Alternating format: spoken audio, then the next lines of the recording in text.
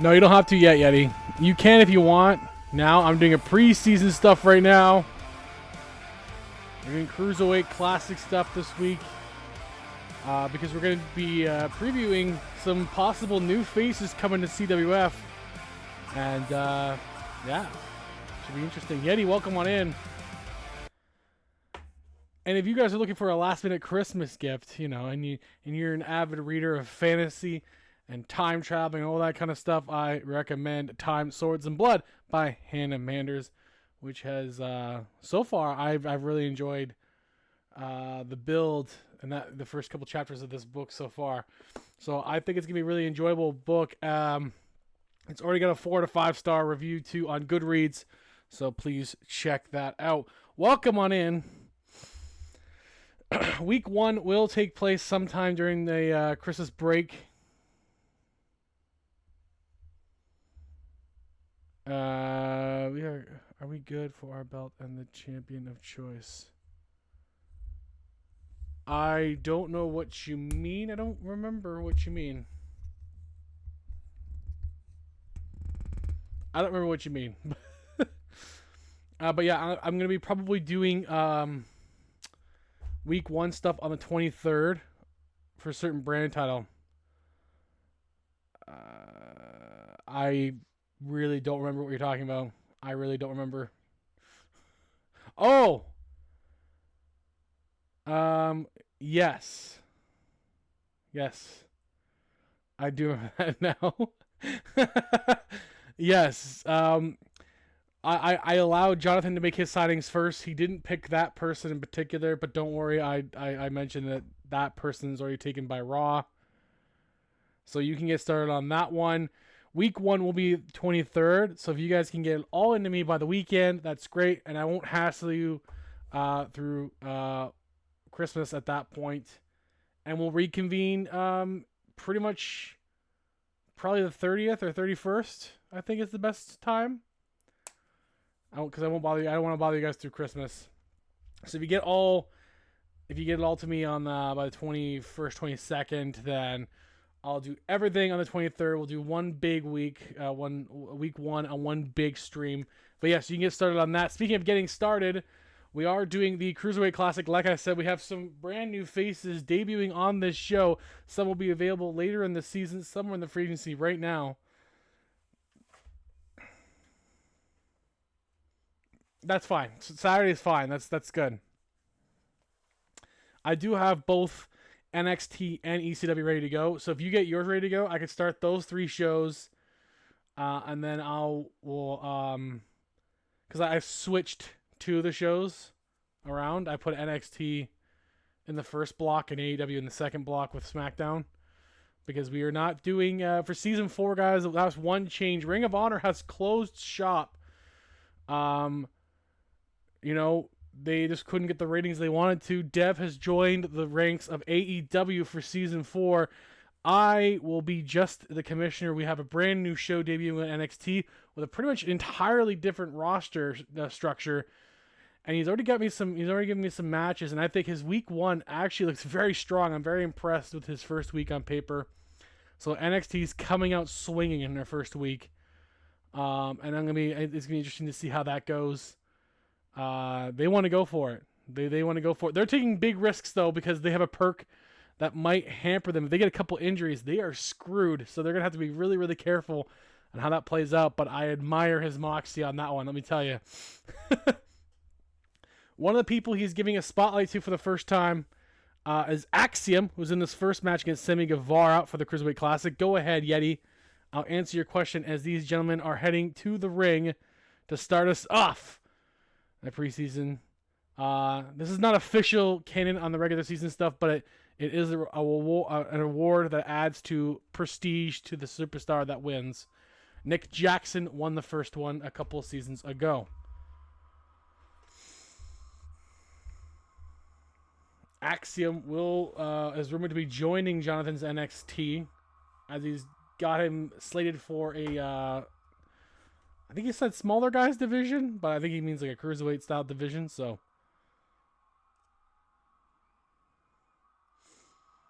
I really should get this one to work on PlayStation and this to work on my computer. I'm gonna try if I can make that happen. Oh, did I just pause it by accident? I think I did. Oh no, I didn't. Okay, we're good. So yes, whatever your question is, Yeti, I will try to answer that here. This is more of a fun preseason thing as I get us back into the groove of things for CWF. Axiom, we haven't seen too much of him.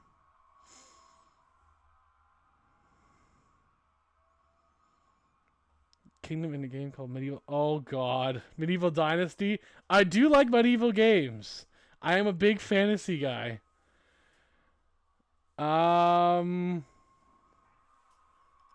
Yeah, you know, I'd be interested. I still think of Power Rangers too. Even though I didn't really grow up with Power Rangers, I wasn't allowed to watch that one as a kid. So I didn't really I didn't really watch that one. I don't have control of someone, do I? I make sure I'm not controlling someone. I didn't think I was.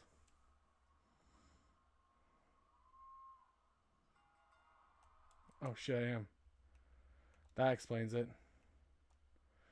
Axiom and Sammy Guevara. Yeah, I'm okay with that. What the? I'm not in. I don't want to be in control of Axiom. For fuck's sakes. There we go. Sammy Guevara starting off strong here, but yeah, I do like the role playing experience aspect that we were doing with Baldur's Gate. So yeah, I don't mind it at all. Oh my god, Sammy Guevara taking flight here in Japan. This tournament does take place in a smaller venue in Japan. We're going with the hardcore local fans are here to enjoy. Sammy Guevara missing that cutter. An Axiom has to get himself in this match, or Sammy Guevara's going to take him out quickly. Guevara is usually a pretty good tournament performer. Thank you for the hydrate, Gwen. This time I'm prepared. I have this and a regular water. Side slam. Oh, an Axiom kick out there. It's been pretty much all Guevara in this match. It's a neck breaker there. And look at that. Right into a splash there, but Axiom rolls out to get a quick break in the momentum. Dodging Guevara, fighting him back now. Axiom does have the slight speed advantage, has to take advantage here. Here we go. Oh, look at this. Beautiful DDT by Axiom. The Madrid, Spain native into the pin on Sammy Guevara. Kick out there. The Latino American versus the Spanish native. Big cutter by Guevara. This time he hits it.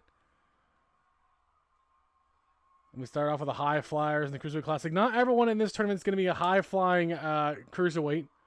There's a bit of a diversity in this tournament. We tried to make it as diverse as possible with the invites that we had. Coming up next is Darby Allin versus Nathan Frazier.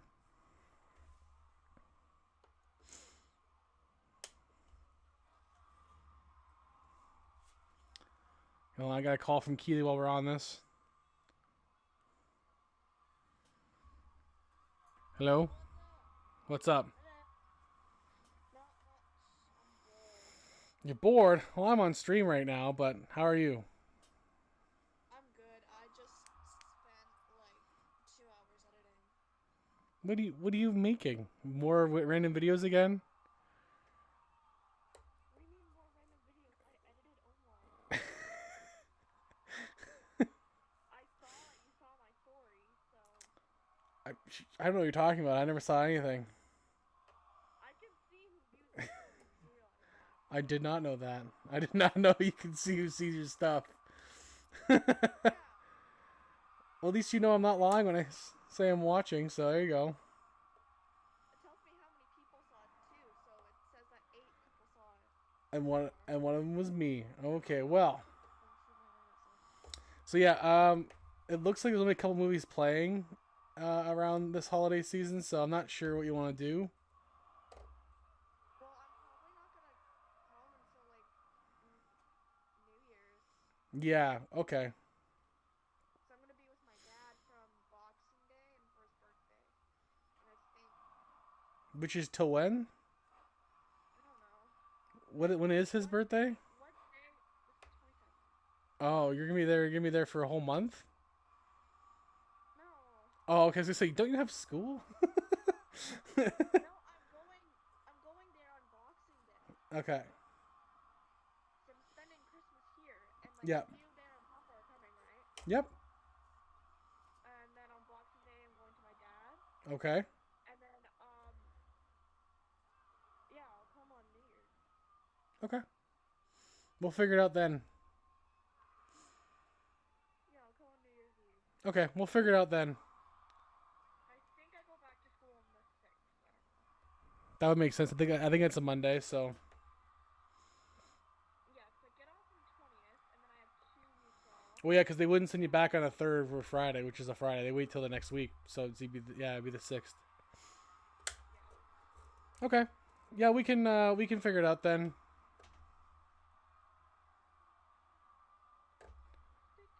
But I gotta let you go for now because I'm on stream. Okay. Okay. I'll talk to you later. Okay, bye-bye. Bye. So that was just Keely. She's confirming Christmas. Axiom really has come back a little bit here against Sammy Guevara as I was watching. Axiom almost got a kick out by Guevara. Oh, God. Guevara is busted open bad. I had blood turned off halfway through last season. I didn't realize that. Cutter on Axiom. It does actually add a bit more. Unless everyone starts bleeding, then it's crazy. But oh, big chop on Axiom.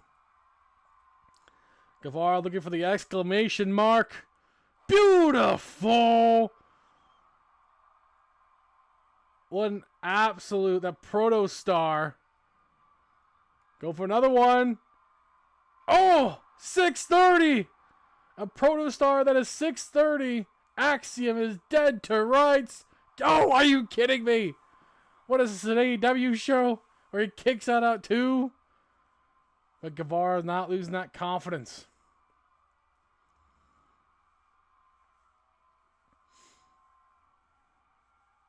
Guevara, who's been working with Jericho last season against the NWO, so he's got plenty of experience working with several veterans like that. Guevara has a bit of a size advantage. He tried to take advantage of it, but Axiom fought him off. And Axiom missing that splash into the corner. Guevara looking to take advantage now. Just slapping Axiom. Again, we haven't seen much of Axiom since the tag team tournament, actually. Oh, a cutter.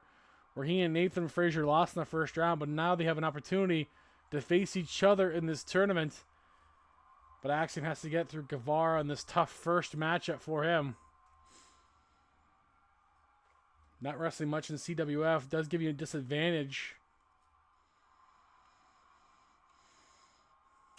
Especially when you're a guy like Axiom who's still young and a rookie. And oops, what the heck?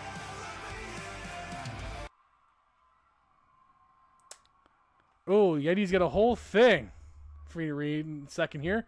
As Guevara! Oh, beautiful! Shooting for the stars of Sammy Guevara. Main job title, are you... So there would be a main job title, or you'd want to be there as farmer in charge of the crops and stuff. Hunter. Oh, each get a job. Oh. Okay, yeah, okay. So it's like a full, it's almost like a full medieval version of like Stardew Valley, where everyone just like when you just gather all the stuff you need. Protect merchants on their walks. Okay, yeah, it's actually honestly. Oh. That sounds like a good idea, actually. Yeah, that could be interesting. Axiom, I think, might be out. If he gets the win here, he might be out anyway. Kick up by Guevara, and I lost an earbud. Shit. Oh, it's right there. I'll have to get it in a second. Does this still work, though? Okay, it does. Okay, we're good. Drop kick by Axiom. He might be out in the first round. Axiom gets the win, but he won't be able to progress as he got hurt in this match. But what a great first matchup.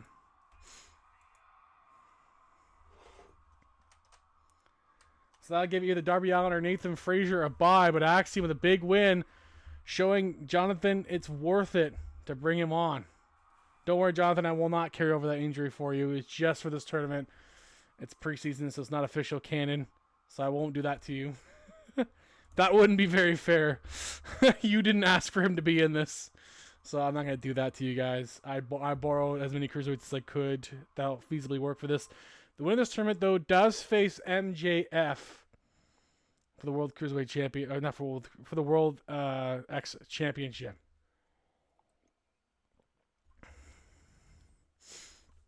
But yeah, no, that sounds like a good idea. I actually like the idea of that. That's until obviously the chaos ensues, which is always part of the game, especially when you're playing with Yeti. There's always chaos to be had.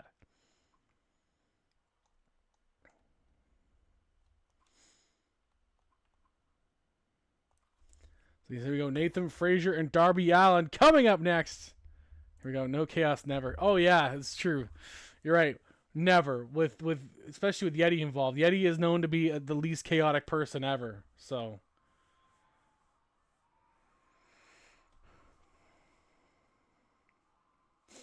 Imagine bringing all the smoke through the high school gym. Like, I'd be pissed. Comes Axiom's partner, Nathan Frazier. I mean, I enjoy a little bit of excitement. I know you do. I know you. That's the thing. I absolutely know. Hey, that looks like my room. Yeah, it kind of does. Right down to the lights. You heard it here, folks. Yeti's less chaotic around here.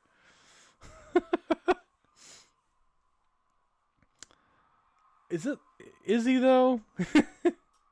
He just likes a little bit of excitement. He's not gonna be that chaotic. He wants a little excitement.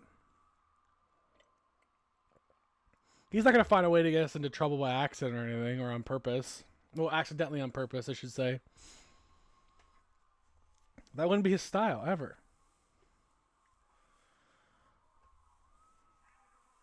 Frazier, much like Axiom, we haven't seen him since the tag team tournament, but Darby Allin has been sporadically through the last couple seasons a part of several feuds, including in New Japan with Yeti. Now, I believe he got traded to a new show. I think he's on SmackDown now, so he's got a whole new place to figure out what he's doing. I think it's SmackDown he got traded to. No, Darby Allin is actually on AEW now. He left SmackDown to join AEW. As he said, he wanted to work with Punk next season.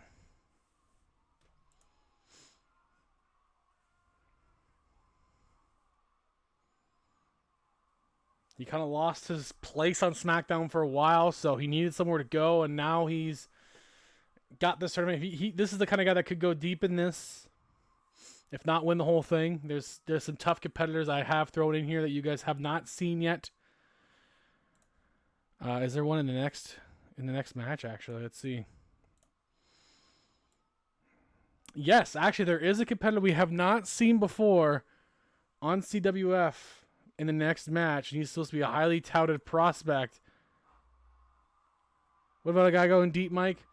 Darby Allin might be going deep. He used to be going deep on other people. He used to go deep with Gigi Dolan for a while, but it didn't work out for him in the end.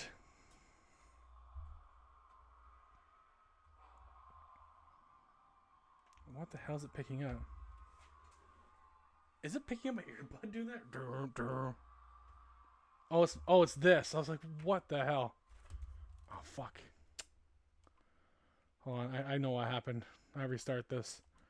It automatically sets it to a controller. I was like, why is it vibrating? There we go. Yeah, okay, there we go. Okay, there we go. So yes, Nathan Frazier and Darby Allin. Frazier trying to get him off the bat here. Got it, going deep on Darby. Mike, no. Absolutely not. He's AEW's problem now. I am not on AEW, so AEW's going to go deep with Darby Allin. I have other plans. I have to deal with another problem, okay, that doesn't involve going deep anywhere. Well, I am in deep shit. I have a message from the family, this entity called the family, that I'll have to talk about next week. But other than that, not deep inside anything or anyone. Just debt to a particular person. It's not a good sign. It's not a good sign for me. It's one of the reasons why I pulled myself out of being a GM. You know, I don't want to bring people like Kempachi, who doesn't deserve that, down. Unless he wants to help, but I'm not sure how he would help. So, Darby Allin all over Nathan Frazier in this match so far. Missing that splash. Nathan Frazier takes advantage. The forearm smash to the face of Darby. Standing shooting star into the pin. This Japanese ref is a bit quicker on the draw.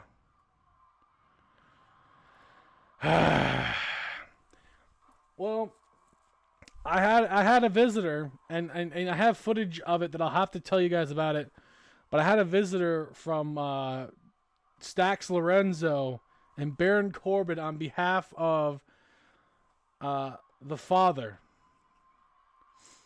and the underboss, who haven't revealed themselves to me. I never met them personally. I dealt with liaisons in between, including Baron Corbin himself. I don't know how he got involved in their family. I don't want to know. But it's not a good sign. It's not a good sign. I suspect it's Nunzio. But I don't want to ask. I might not like the answer. Frazier climbs himself back in this. Frazier measuring Darby Allin here.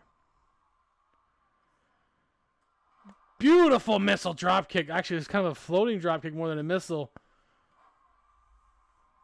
And a moonsault splash onto Darby.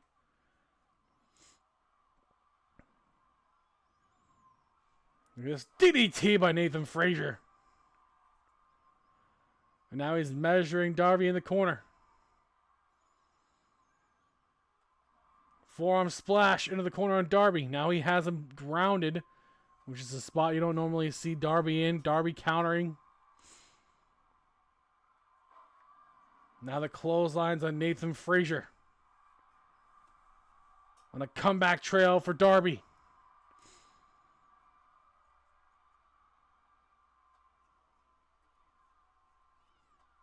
There's those strikes on Frazier. Frazier down. Darby being a more methodical wrestler in this match right now. Driving his knees to the back of Frazier, keeping him down as he can. If you can't, you won't be able to climb much if your back's on fire. And Darby's trying to make sure Frazier can't capitalize. But there's Frazier fighting him off there. But Darby, oh, look at that. That's a unique takedown maneuver by Darby Allin on Nathan Frazier. Darby. Tope sidestep by Nathan Frazier, not Axiom. Oh, damn. Well, to be fair, Yuri is also old, Yeti. Like, older than you old, so, like, I'm not surprised. I'm not surprised that old man Yuri is good at side scrollers. You know, he was alive when they invented the first one. Clothesline on Darby Allin. I'm not surprised. I'm not, that does seem like a style that he would know. Snap suplex by Nathan Frazier. Frazier to the top. Big splash across the ring into the pin. Darby might get the upset. Kick out by Darby Allin. Nathan Frazier almost upset Darby in the first round. I still have to buy it. I haven't bought it yet. I just been busy with it. I have had schoolwork to do too, so I've been busy. Oh my god! Missing that. Darby takes advantage of a crashing and burning Frazier. Kick out by Frazier.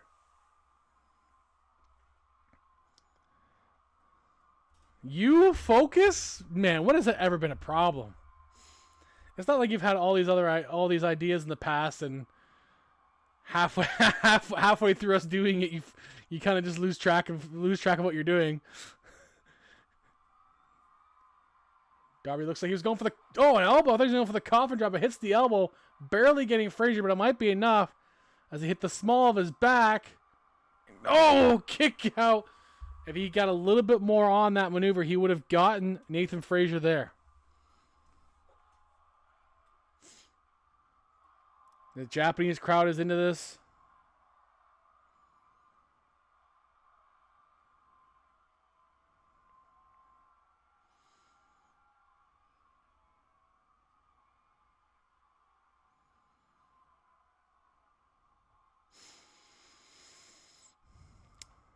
Okay, yeah, sure, yeah, that's fine. I'll be off for a few days in between too, but I can always stream with you guys at nighttime, as you know. So Darby on with that coffin drop off that second rope, almost gets him. Kick out there.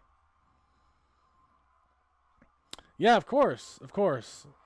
The idea is that we'll be playing some stuff on my birthday too next month. Dan is the only one I didn't say what it was for in January because I like to fuck with him. So big splash on Darby, down he goes. Both these guys are hurt. You know what? I'm just gonna fuck it. It's not canon anyway. I'm just gonna let Axiom proceed because they're all evenly matched. They're gonna fucking kill each other anyway. So Axiom will move on. We'll face the winner of this because I have a feeling we're gonna have a lot of injuries, but they're all evenly matched like this and going hard like this in this tournament. A lot of them are gonna have several weeks to recover anyway. So, man, Nathan Frazier's just gonna kill Darby Allin. But yeah, no, of course, we gotta do that. I saw that Pyro has returned to the group, which is cool to see. I think he's currently talking with Espio right now. Or at least he was.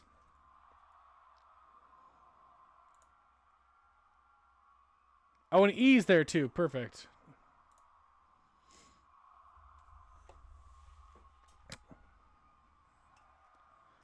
Well, good. Maybe we can bring him back for some games too. I miss Baked Pyro not being able to pay attention to what's going on. If you, for those of you who don't know, if you thought Yeti being baked while playing games was bad, oh my god. Poor Pyro can barely function in a game stoned. And we take full advantage of that. Entirely. One of our favorite clips is from the early days on Yeti's streams was Yeti fucking with him and us all just dying of laughter. And it was brilliant work. So it'd be good to see him back in the play with us. Oh, good driver by Nathan Frazier. This could be it here. Will it be teammate versus teammate in round 2? Darby elbow gets the pin on Nathan Frazier. Gets him. Darby Allin moves on, but that was a lot closer than Darby would like to admit. It will be Darby and Axiom. I'm just going to let Axiom through anyway. If he's cleared to go, he's cleared to go.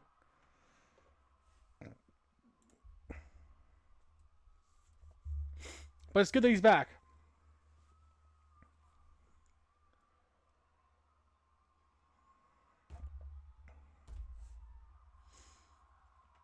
Just like in wrestling, there's never say never. Hey, Eddie. just like in wrestling, is it never say never. Sometimes you just never know.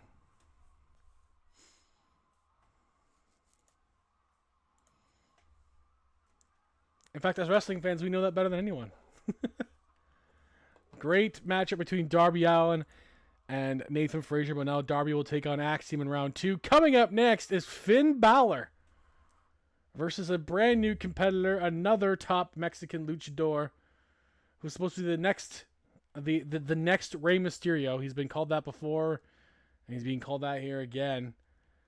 Dragon Lee will make his first ever appearance here in the CWF. And it's an interesting first round matchup for him, getting someone like Finn Balor. I did randomize these matchups. And that's an interesting first round to get. Dragon Lee, Finn Balor in that first round. We'll see how that goes.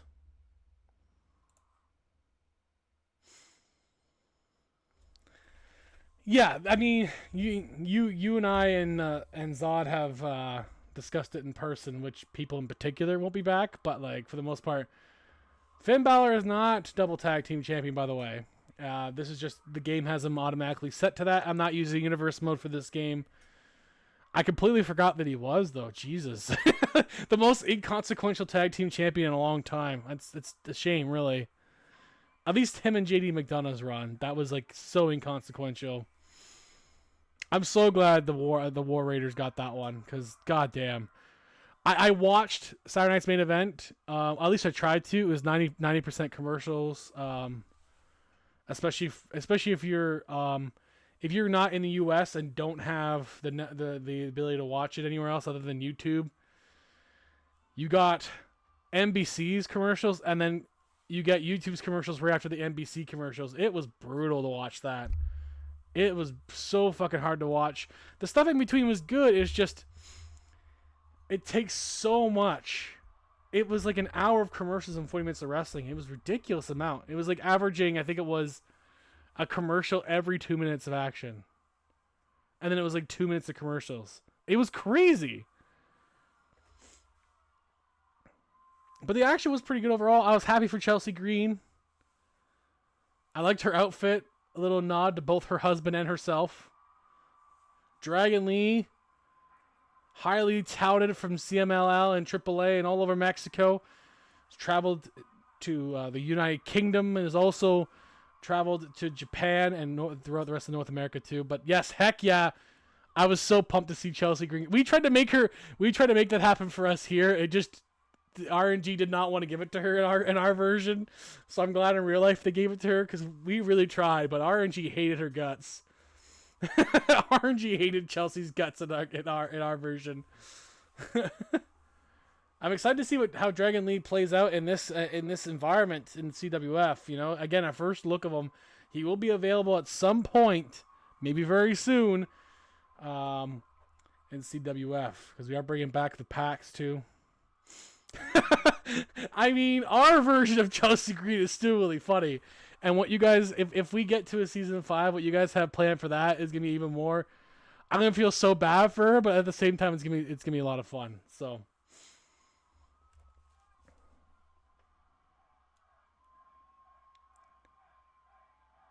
the crowd is firmly behind Finn Balor, which is not surprising. Former leader of the Bullet Club, so the Japanese audience loves Prince Devitt. Loves Prince Devitt, Finn Balor, in case anyone didn't know that. He was known as a New Japan stalwart and icon there before coming to WWE, dominating NXT, then going to WWE himself, becoming the first WWE Universal Champion before having to surrendering the belt due to injury. Hasn't really been back until recently to a world title scene. But he's definitely an underrated workhorse in professional wrestling. In CWF especially, he's competed with the Judgment Day on SmackDown. But now he's got Dragon Lee here. Finn Balor, dropkick to the side of the head of Dragon Lee.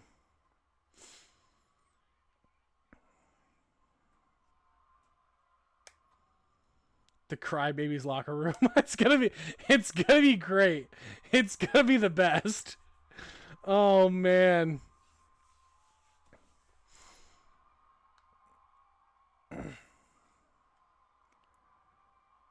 And I'm hoping to bring back Angaida and Yuri for that too if they're ready to go, which will be a lot of fun to have a bunch of people involved to get again together. If not, I have some possibilities of new faces coming into. I have a couple new friends I met through Devil that are interested too, potentially. Dan says he's got a friend that might be interested as well. So there's potential to keep growing this brand, guys, and it'll be a lot of fun. If I don't have to worry about jamming and booking the shows at all and just putting it together for you guys, it'll save me so much more time into figuring out a match plan. Dragon Lee going to the outside, trying to get a bit of a quick break here, letting Finn Balor get up though. We gotta keep the pressure on Finn Balor. Release German suplex by Dragon Lee. He's pretty strong for a guy who's not super big. He's just about 200 pounds, Dragon Lee. So he's actually a bit bigger than Finn Balor, who I think nowadays is walking around at 195. He was a bit bigger when he debuted, but he's trimmed down and got shredded. And he says he's added a lot to his game for that. In fact, he wanted to trim down for this tournament. He was at 210, which made him a little too heavy. And he got himself down to 190 for this tournament. And now he says he's feeling good. Another major threat in this tournament is one of these two guys, actually. These two also could go very far in this Dragon Lee drop kick there.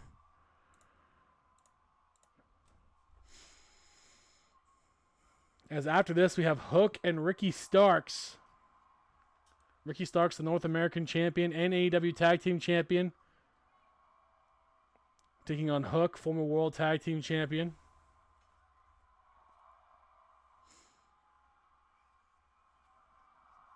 I heard Hook might not make it to the arena tonight, but we'll see.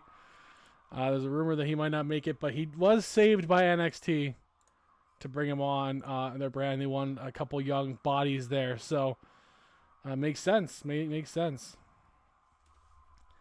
NXT also has kept Eddie Kingston, Kurt Angle, Randy Orton, and Bray Wyatt for the men, and they actually kept a good amount of women as well. Becky Lynch, Ruby Soho, Rosemary, Alexa, and Shayna Baszler, which are the ones I would keep. Oh, look at this. Look at this. Oh, my God. What a capture suplex by Dragon Lee. Kick out by Finn Balor. Unique offense by Dragon Lee.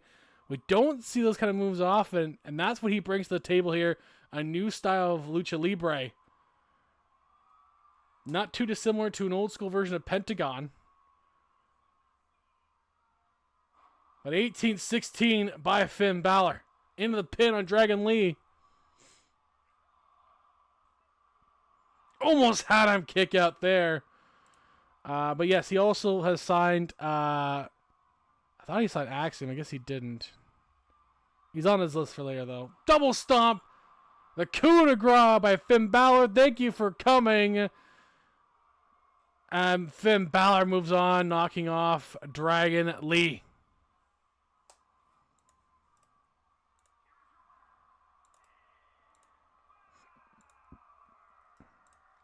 A pretty decisive first-round match for Finn Balor. His round 2 opponent will be tough, though, as Hook and Ricky Starks have both proven to be very good competitors, at least in the last season. We'll see what happens, though. Ricky Starks especially went to the end of the Tag Team World Cup with Six Pac, who's also in this tournament on the other side of the bracket. We will actually go to the other side of the bracket after the next match. But they lost to Team Winning. Believe it or not, Zod does not qualify for this tournament, being the size that he is, and yet he says he, quote, can't be bothered to waste his time right now on this. Sure. Whatever, man. Yeah, I wasn't gonna... you know what? There's a chance he would have dominated and destroyed everyone anyway, so I'm okay with that. I'm okay with him not being bothered. Yeti and Zod can be bothered whenever they want, I guess, for matches. They got the World Tag Team titles. They're going to be actually featured on the Night of Champions show, which will be a night literally about the CWF champions themselves, as Team Winning will come together with their partner Joe Hendry to take on Alpha Academy, the World Trios champions, against the World Tag Team champions. Because the World Tag Team champions can also defend their titles, Freebird rule, because Team Winning is all together or not at all. Pretty much, they want to be the whole package together because they're good friends. So I get to see Joe Hendry again. Despite I'm done with him though. I'm not gonna bother with his shit. I'm okay. It'll be fine. Let's just get to Hook and Ricky Starks for our next matchup. The winning package. Oh, God. Yeah, you could say that. You could say that, Yeti. You're absolutely right.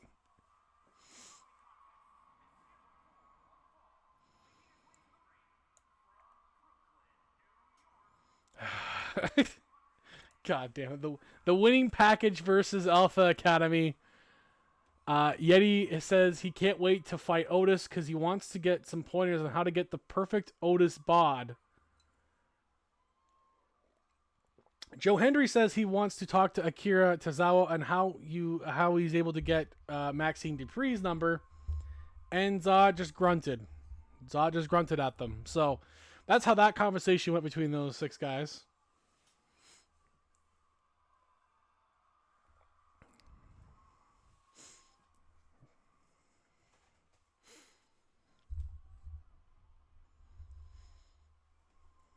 Hook and Starks have some history in another place together. And they know each other for quite a few years already. Both young stars. Hook especially super young. Ricky's not as young as you would think, but doesn't have a ton of experience. And had a fantastic rookie season in CWF.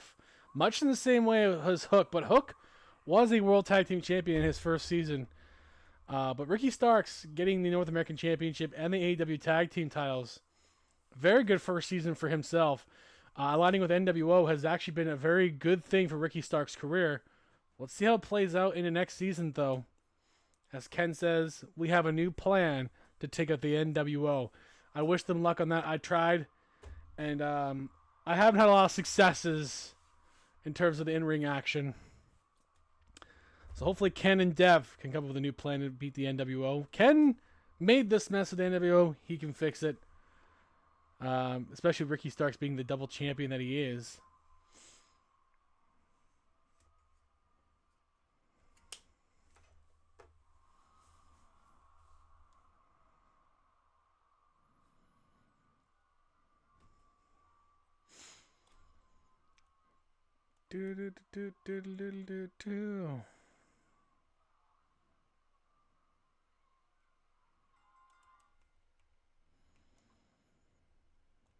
The match is on between Starks and Hook.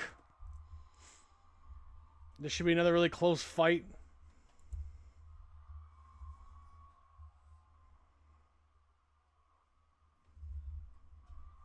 Hook not when I said we had a diverse group of competitors, some are not high flying. Hook is one of those guys. Hook is a small dude, but he's super powerful. He's more about the striking and the submissions, much like his father Taz. But he's got more trim athleticism to him. Being a former NCAA lacrosse player as well helps him a lot in that department. And you have to be pretty, you have to be pretty light on your feet for that. But he's also an accomplished mat wrestler too. Ricky Starks, seeing the result of that. But Ricky Starks, one of those guys that, would fit the mold in like a WWE kind of situation. He might be a little undersized at 194 himself, but he carries himself like a guy who's a lot bigger than that. Big drop kick by Hook to the outside, and I think he would fit really well in other styles. The New Orleans, Louisiana native, Ricky Starks, is all flash, but backs up in the ring as well. He's definitely sizzle and the steak.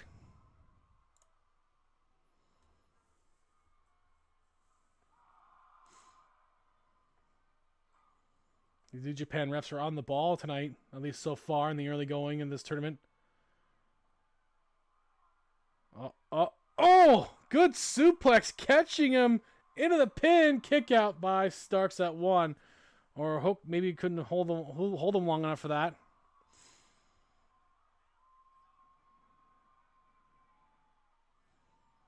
Hook calls himself Hook because it's named after the neighborhood his father's from, Red Hook, New York. It's a neighborhood inside, I believe, Brooklyn, where they grew up and currently still reside. Starks with a DDT on Hook there. Ricky Starks, on the other hand, grew up being a big fan of The Rock. It shows in a lot of his promo work and his flashiness.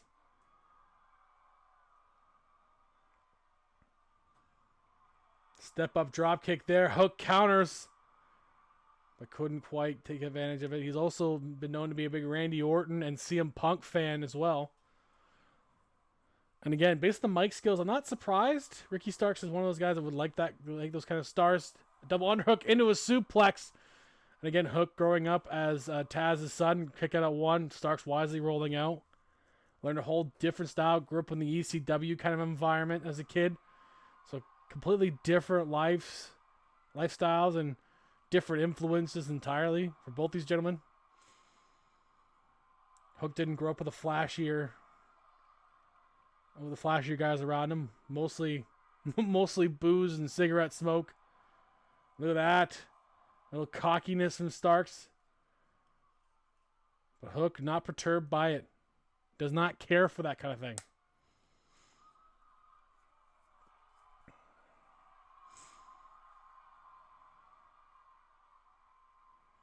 Good ankle pick by Hook.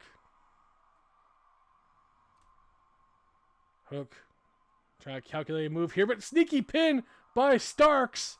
Ref was caught off guard too, a 1 count, but it does get Hook. It does take Hook off guard here, which is the point of those moves sometimes. You don't typically win, but you do throw them off. Starks taking a lot of the abuse from Hook's power ability. But look at this. Code red by Starks. Starks has brought himself from the brink and won matches before. Look at it do it again here. Beautiful moonsault by Ricky Starks. The absolute one. And another one there. And once again, pulls himself from the brink. Start making a comeback.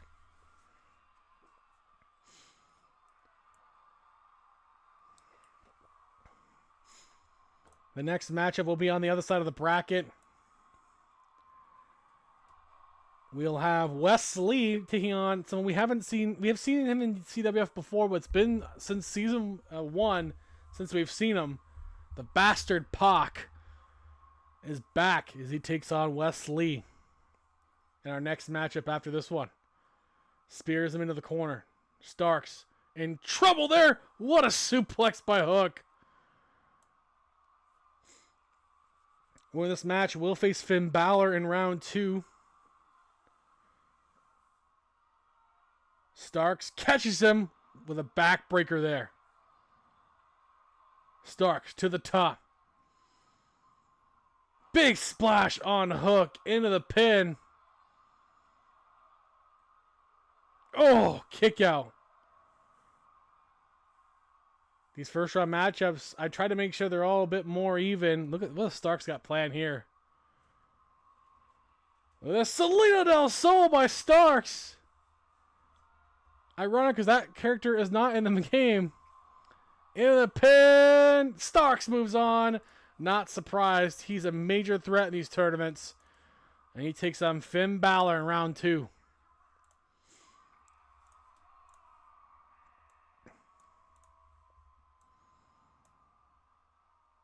He might be in the path to becoming World X Champion, as the winner of the tournament will get the opportunity to become World X Champion as they take on MJF at the end.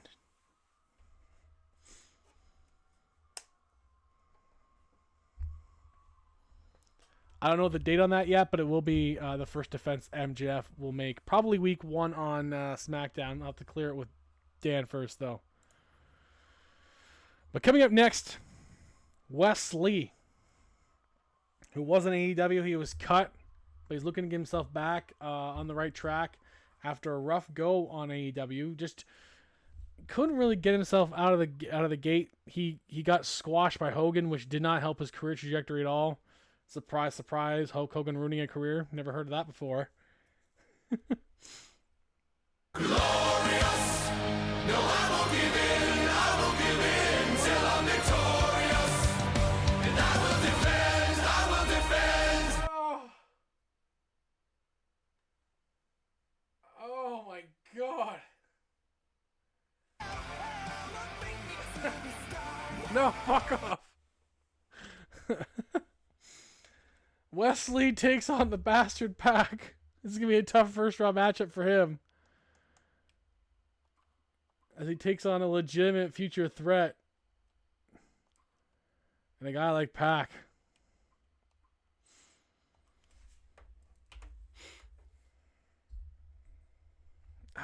fucking hurt. I'm surprised my ear's not bleeding, to be honest. like legit surprised it's not bleeding. Like it's.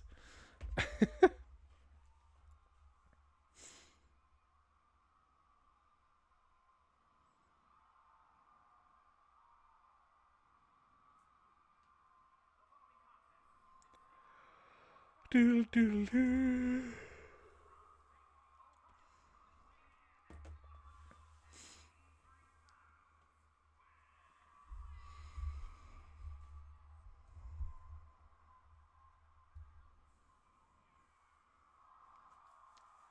Wesley really needs this. He's been in for the Japanese crowd before, though. Not to the same extent as Pac, though. Pac dominated both the UK scene and competed very well on the Japanese scene, but mostly in the UK scene. And this is a tough first-round draw for Wesley.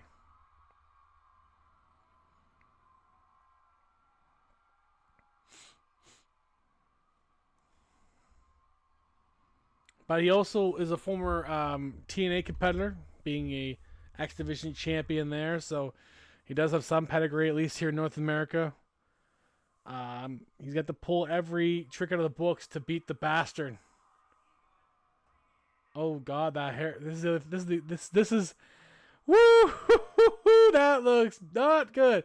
This is one of the reasons why I do these preseasons, by the way, to see some of these new characters. That is a bad hair of Pac. Oh boy. What the fuck did they do to my boy? Oh my goodness. It looks bad. I don't have my notebook on me, but I'm gonna have to remember that. He might win this, I'll see it again, but this looks terrible. When people do these renders, did they not check it first before? Oh my God, it looks bad. His hairline looks worse than Zod's. Look at the mess they did to his hair. Oh my God, they literally just put the picture of him. This happened to Rhino too. I was able to manually fix Rhinos. I might be able to manually fix Packs as well, because that looks abysmal.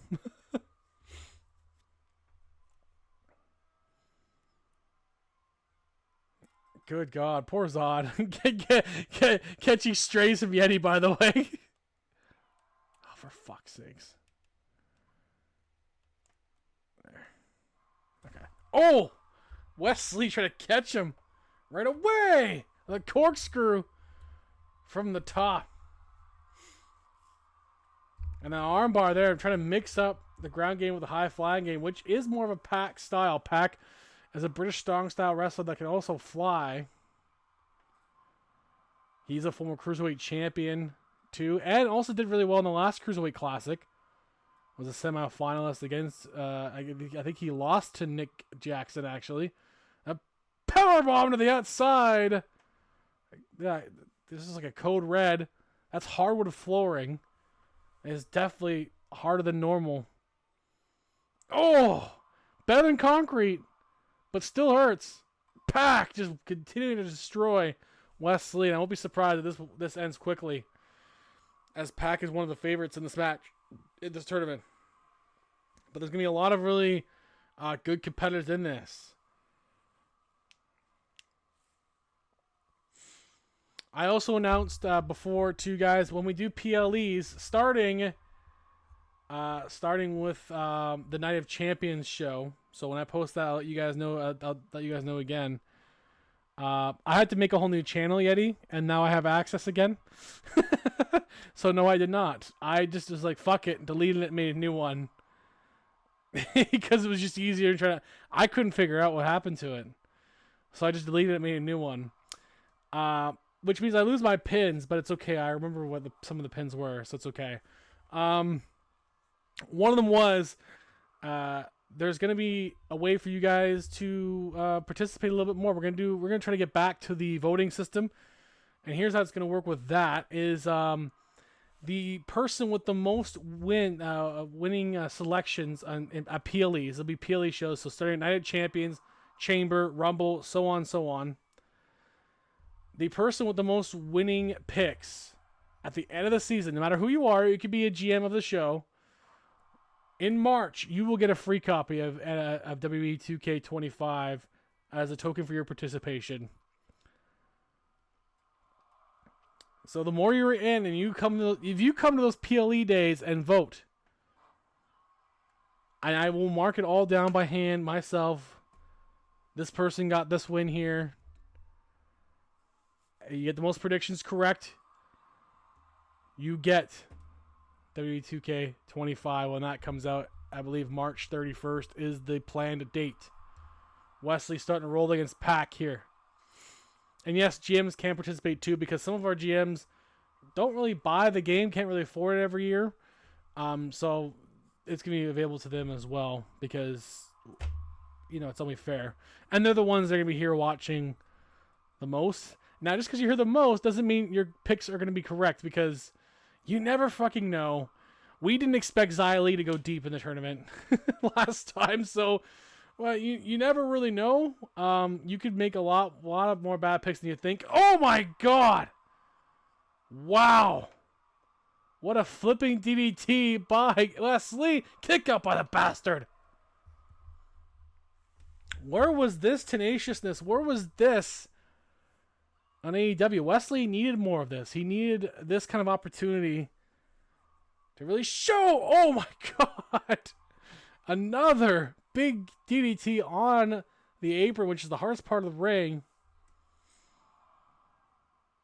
And now Pac, though, with a power bomb. It looks like Wesley's head also hit off the apron there too, but Wesley's still able to keep going. Take advantage of the count, Wes. Take advantage of the count. Pac's getting up, though. A quick breather might be what he needs, but Pac that let him hold on for a while. Chicken wing suplex by Pac. Oh! Heads his takedown by Pac. Has him again. Wesley making a comeback. Going to the top. Can he fly halfway across the ring? Yes, he can. Oh! Corkscrew! Missing it. Pac will take advantage. And Pac's looking to do the same thing with his 450. Will Pac hit the 4? Oh my god, he does the broken arrow!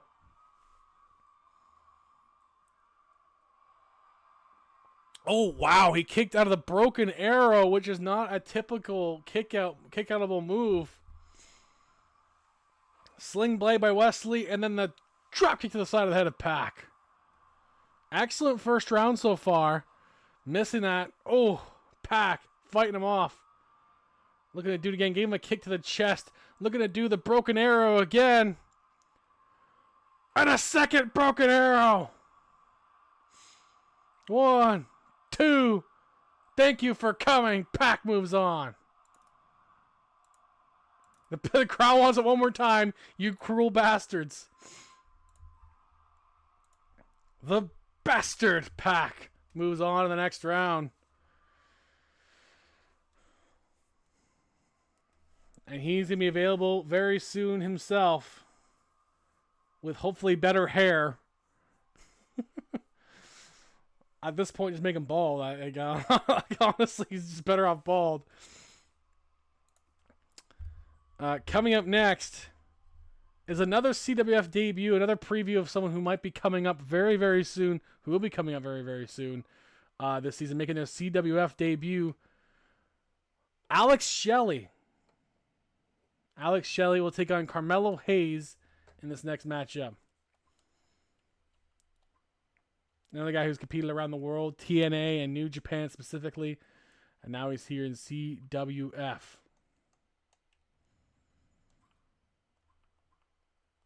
One half of one of the most underrated tag teams of all time. Motor City Machine Guns. It's a lot of pressure for Carmelo Hayes to live up to, I'm not going to lie to you. But if there's anyone that can pull it off, it's Carmelo, who's pulled off some shocking wins in the past, but hasn't had a full-time roster, hasn't really stuck in the full-time roster. So he wants it here, but this is a tough first-round draw. Getting Alex Shelley, former TNA champion, And again, a prolific tag team wrestler too.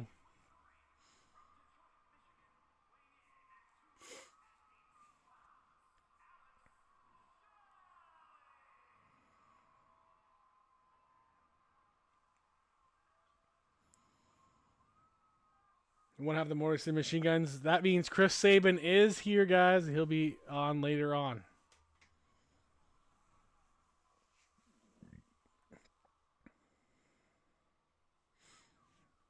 The match after this should be a fun one too. Lexus King versus Xavier Woods. Lexus King, another former World Tag Team Champion, taking on another legendary tag team wrestler looking for a big singles go. And Xavier Woods, who's a former King of the Ring too, but not in CWF. He hasn't got many individual accolades pretty much his entire career. But Woods wants to change that here. But for now, we have Alex Shelley and Carmelo Hayes. Melo is money, at least in his mind. We'll see what happens.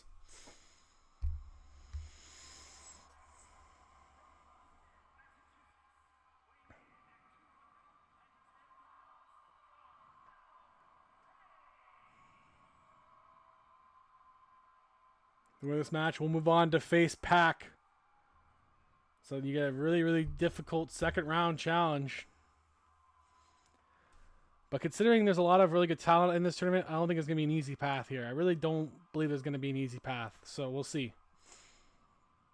I tried to make sure it was a bit more difficult of a path compared to the women's tournament.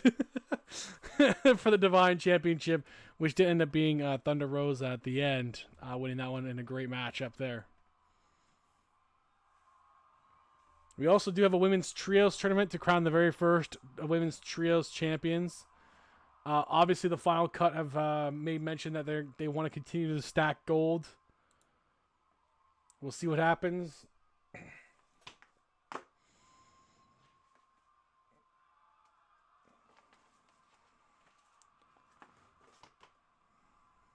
The Party Girls with Julia from ECW have also thrown in their name in there too. Oh shit, I forgot to do the thing. Oh shit.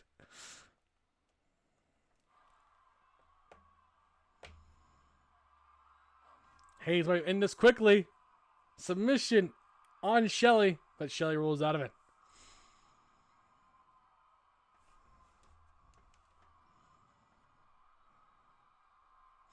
You know, Carmelo Hayes. You know, he's a highly touted young guy, but he's actually like been around a lot longer than you think. But he's only 30. You know, still a lot of wrestling career ahead of him. Competed primarily in New England area, so you know, Boston, New York, Connecticut. So obviously not as experienced, nearly as vast as Alex Shelley. Again, former TNA champion and multi-time tag team champion. Shelley has Hayes in the corner. It's been mostly Shelley in this match. Which again, not surprising. Shelley's been wrestling since 2002. He made his debut on TNA in 2002. He was a very young guy at the time when he debuted there. Also competed on Ring of Honor and New Japan, where he's an IWGP Junior Heavyweight Tag Team Champion with Kushida, who's another good friend of his, who's also competed on TNA. That's where he met Chris Sabin.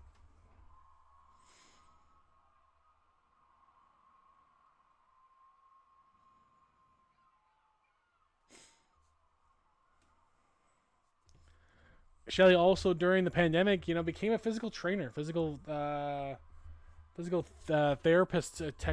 clinician.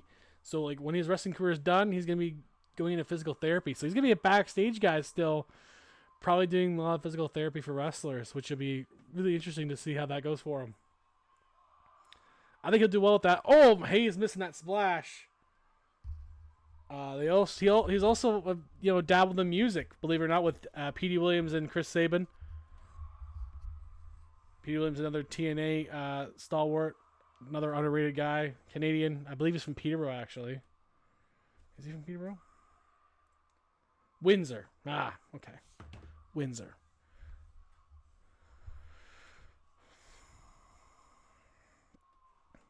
But now Hayes has got some good shots on Shelley here. But Shelley, I'm not going to let this upstart take him down. He's got 12 years experience over Hayes here. But this would be a big win for Carmelo. Oh, Michinoku driver, but right back up is Alex Shelley.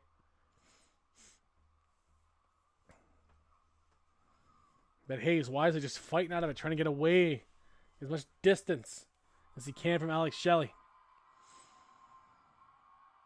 Chop block, back of the knee of Hayes.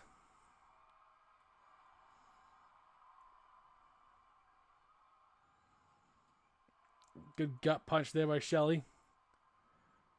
Got the ripcord. Clothesline there. Ripcord lariat by Shelley.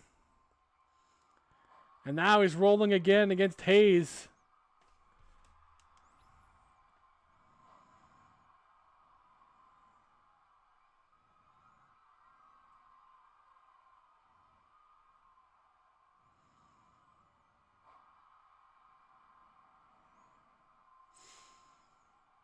That drop kick into the chicken wing suplex by Alex Shelley. He trimmed down a bit for this tournament too. He's normally around 220, 215, but did drop a little bit to get into this tournament so he can get his first real look here. He has competed in WWE too when he was younger, but again, you know, mostly known for Ring of Honor and TNA, and now in CWF, hopefully.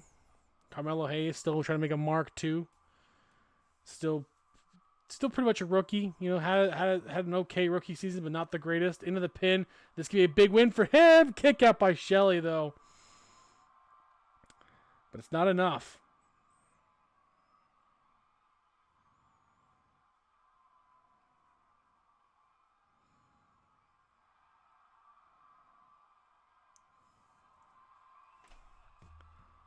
Hayes, beautiful moonsault from the second rope. Shelley's in trouble as Hayes is starting to roll.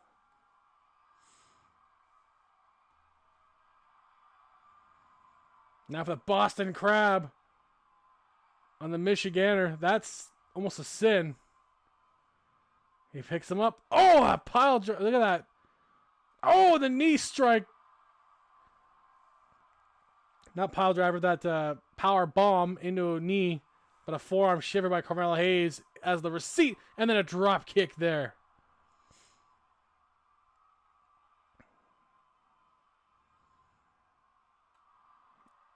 Knee to the face of Shelley there. Hayes looking to finish him off. He's bleeding pretty good though. Go for that DDT, but Shelley blocks it. Forearm smash by Shelley into the pin.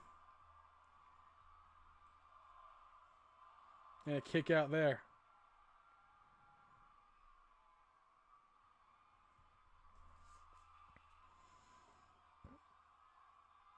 Shelley with a big frog splash. And I have an ad on this fucking thing I can't get out of. Kick out by Carmelo Hayes.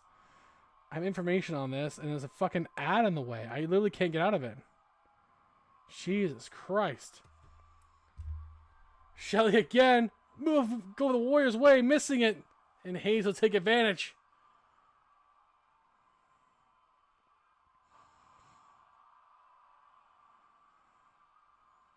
Jawbreaker. Shelley off that second rope. No! Hayes stopping him there. Hayes. Money. Hayes is money. Mello is money into the pin with that cutter. Almost got him. Kick up by Shelley.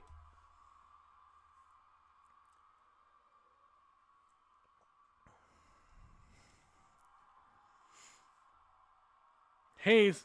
Nice moonsault there off the second row.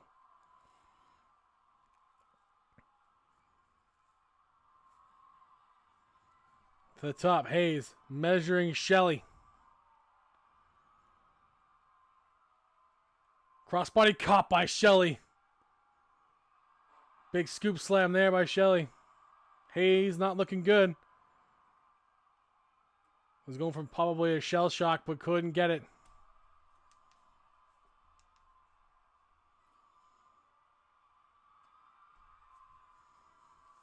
Hayes with that sunset flip, but Shelley rolling to the ropes wisely. Hayes going for, oh, catches him off guard. Was playing a little possum on Hayes and gets him to the outside.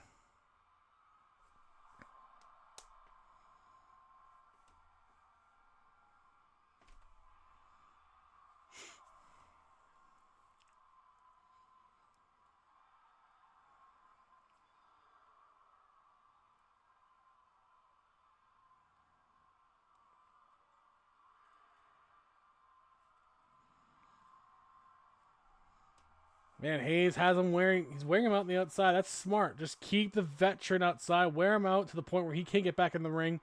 Play with the count a little bit here. Take advantage of that count. He may have busted open Shelley, or if he hasn't, he will. The way he's going here, it looks like over the eye. The way he's been gripping him there.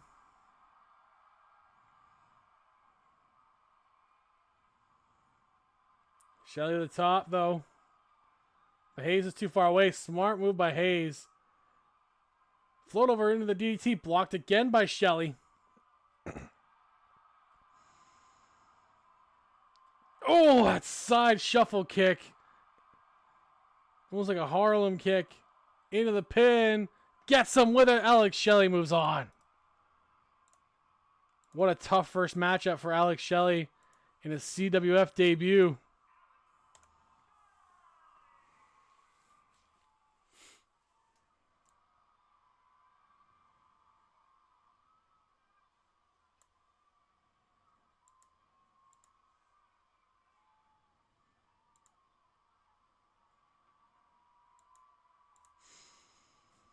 That was a tough debut for Shelley, but this tournament in general, it's way trickier than you'd think to move on in this one. Coming up next, Lexus King versus Xavier Woods.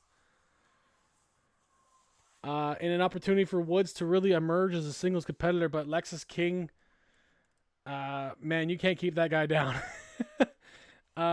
Although I'm getting word that it's possible that Lexus King will not be able to make the event tonight. I don't know what's going on with him, but it's possible he won't be able to make it, so we'll see how that goes. It's for sure going to be Xavier Woods. We'll see who he faces. We did have some travel issues with some of our stars. So just give us a second here as we get that ready to go. Sounds like he did not make the trip. So we're going to have someone else take his place in this tournament. And apparently Woods knows this guy very, very well. It should be interesting to see how that plays out. Ooh, Montez Ford sliding in to replace Lexus King. Two guys that are both looking to become single stars.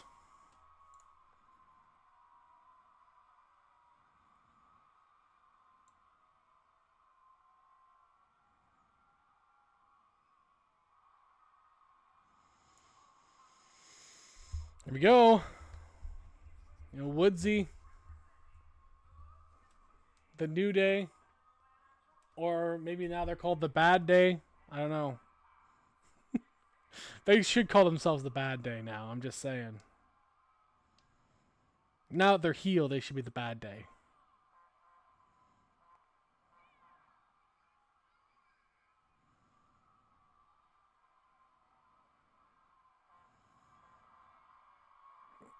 I mean, you could keep New Day, but like, yeah, you know, they're not really new now. Now they're actually our old day. That's why they calling them Bad Day would be great. Just call them Bad Day. And they come up to the James Blunt song.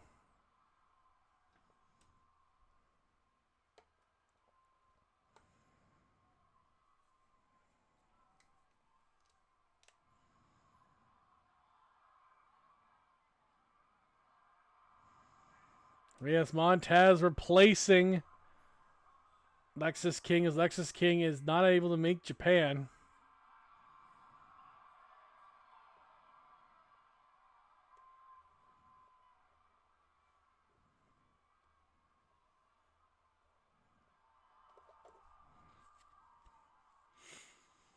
Do do do do do do. Both these guys though have multiple World Tag Team titles, but not a whole lot of singles accolades as we were saying.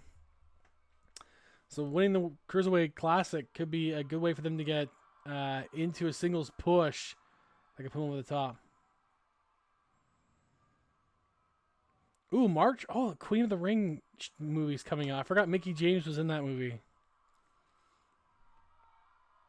And she trains a lot of the women on that too. That should be fun. Queen of the Ring.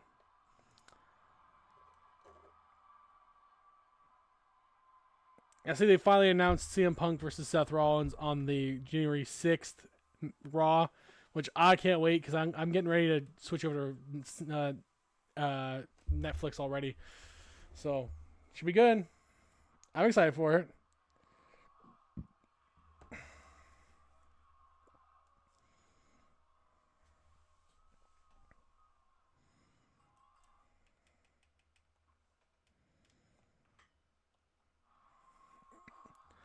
These two know each other very well, feuded before. New Day was obviously the better team in the end, but who's the better singles competitor? Montez Ford or Xavier Woods?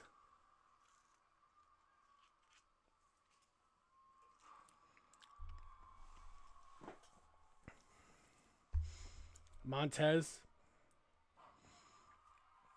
trying to give a good fight to Woods in the early going. Woods floating DDT there. Woods, the guy who grew up in the Atlanta area. Grew up a WCW guy more than anyone else. Was a big fan of guys like Bill Goldberg, specifically. Oh, backcracker on Ford. But he also was a big fan of Sting and DDP. Which is funny because, like, when you look at his way he talks, it's not really like those guys at all. Woods is definitely in the world of himself and created his own style. Plus, working a bit in the TNA system and the WWE system helped with that. When he was in TNA, he was Consequences Creed, playing an Apollo Creed knockoff gimmick, which was all right for a while. It was a good name, too, Consequences Creed.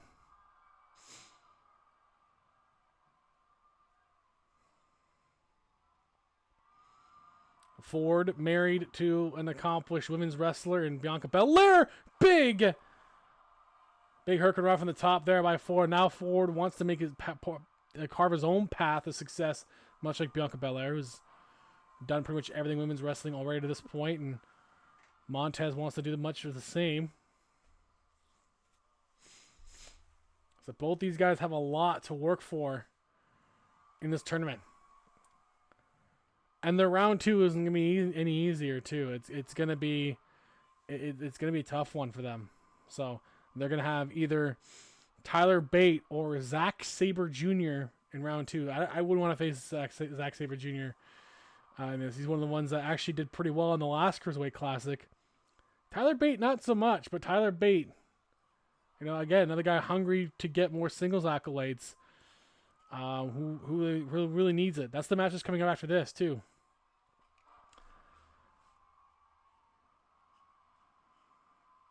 Woods go for the pin on Montez. Kick out there.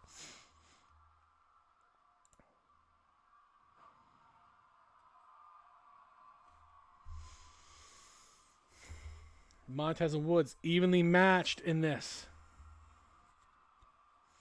As much as this first round. I think the second round we're going to see a lot more. A lot more one-sided affairs, but we'll see. Nice blockbuster into the pin. Kick out by Woods. Woods with a takedown on Montez. Drop kick by Woods.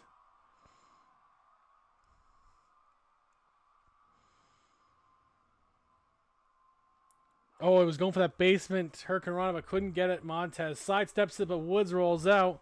But Montez, caution to the win. Beautiful plotch over the top.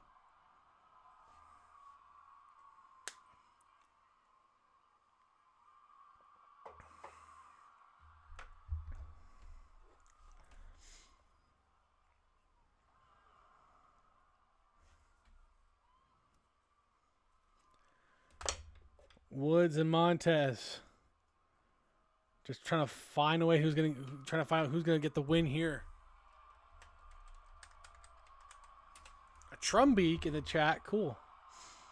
Back and forth now with the strikes. Woods, I think, busted him with that stiff shot.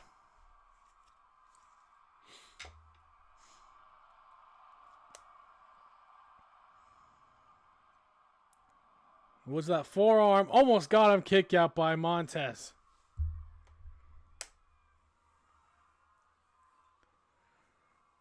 Woods catching Montez again. Look at this by Woods. Kick there. Second rope by Woods. Missing that Enziguri. Floating DDT by Montez. Setting him up probably for the frog splash by Ford. Big frog splash by Montez. Ford on Woods. Woods in trouble. 1, 2. I want to kick out at 2.5 there. That was a close count. Montez almost had it. Please don't fight forever, guys. I have, other people to compete tonight. Tyler Bate and Zack Sabre Jr. coming up next. Zack Sabre Jr. was in the original Cruiserweight Classic, like I said. That was pretty much the last time we saw him, too. I believe that was season 2. Capture. Oh, Montez with a reversal and catches him off guard. Montez caught him off guard. Montez snuck, used Woods' own momentum against him. Sneaky pin. And Montez Ford gets the shocking win.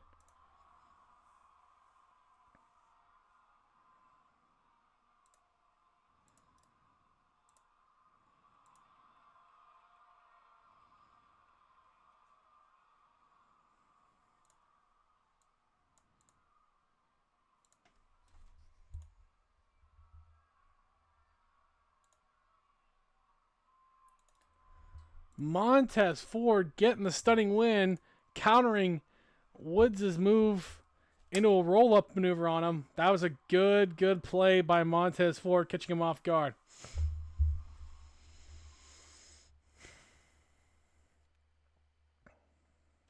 But yes, coming up next, Tyler Bate and Zack Sabre Jr.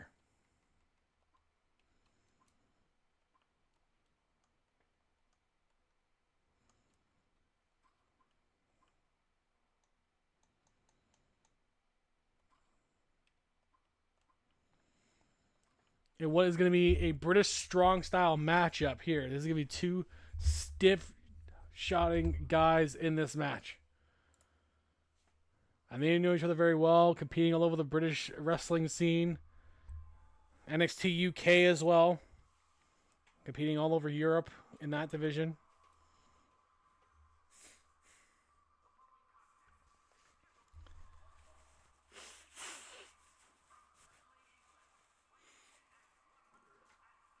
Zack Sabre Jr. currently in New Japan standout. Looking to break into CWF.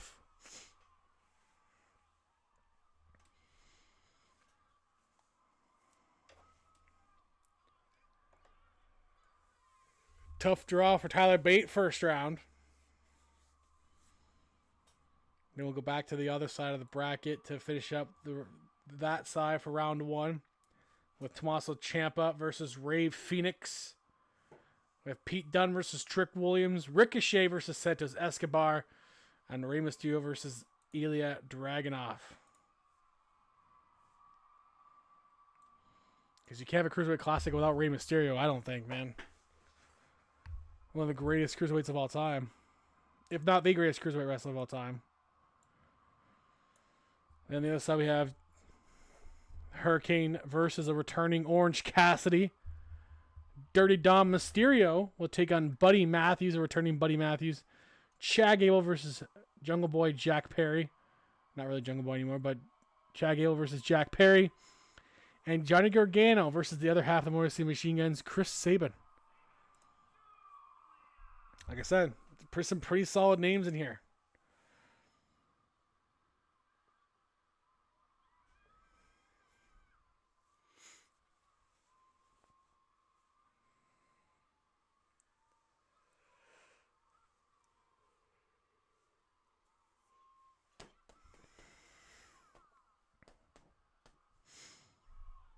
Get to the ring. Come on, Zach. Don't play with the crowd too much. Get in their face.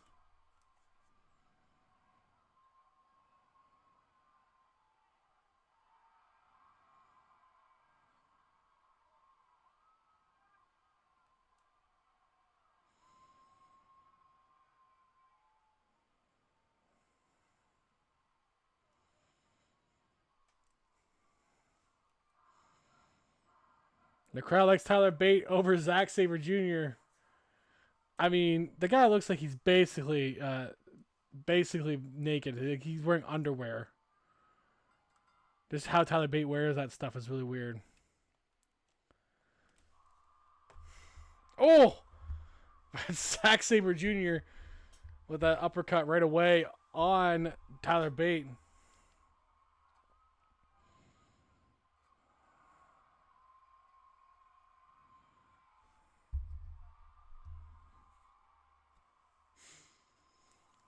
Zack Sabre Jr. from Kent. From Kent, England.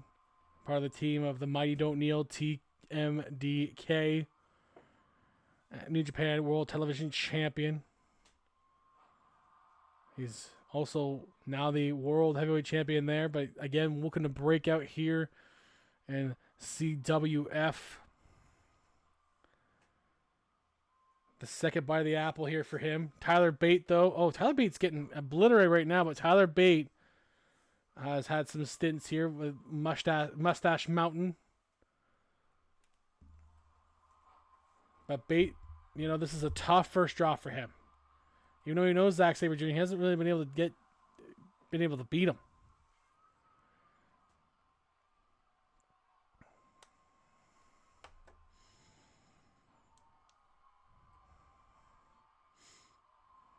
And Tyler Bate gonna try to get that submission on him right now. He has to do something. Bate mostly works with Pete Dunne, who's also in this tournament. On the opposite side of the token form, so if he somehow gets through this, he could face him, but man, Zack Sabre Jr. is going to rip apart the arms of Tyler Bate. Just getting ravaged by Zack Sabre Jr.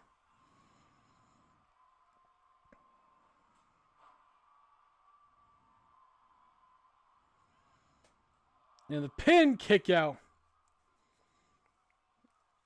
by ZSJ.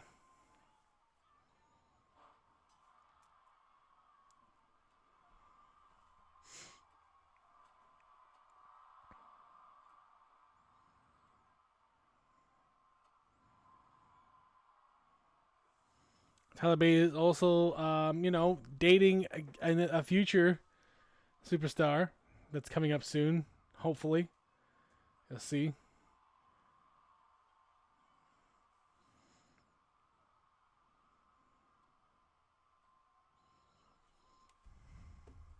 Well, these guys have impressive resumes, but again, ZSJ is just on another level right now. Top 5 in the world, apparently, in wrestling ranking.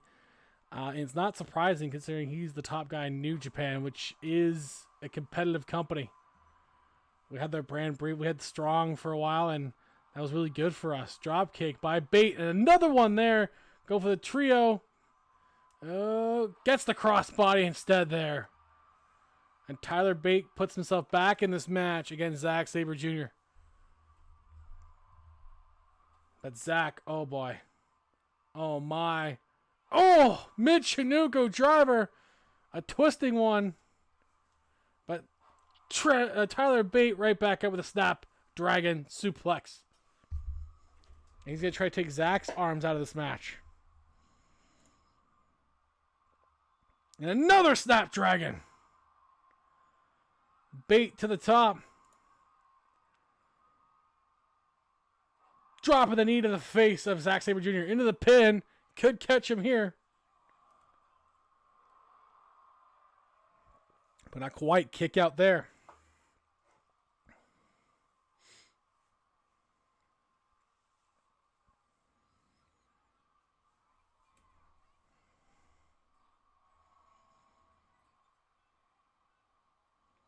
An alley-oop on Zack Sabre Jr. Down he goes. Bate going to the top. Measuring his man here. Oh my! What a twisting leg drop. He barely got any on that. But it might be just enough as he got him right in the knees. No! Kick out. Couldn't quite get all of it. I think if he did it at a closer proximity and would have nailed it, he would have had Zack Sabre Jr. dead to rights there, but couldn't get the job done. And now Sabre Jr. has an opening. Oh, and Zagiri off the rope there, and that could be it. He might look to stretch him out. And there it is. Oh, my. Oh, no. No mercy. No mercy. He's going to break Tyler Bates' arm, and he taps. Tyler Bates' arm may have been broken by Zack Sabre Jr. Good luck, Montez Ford in round 2.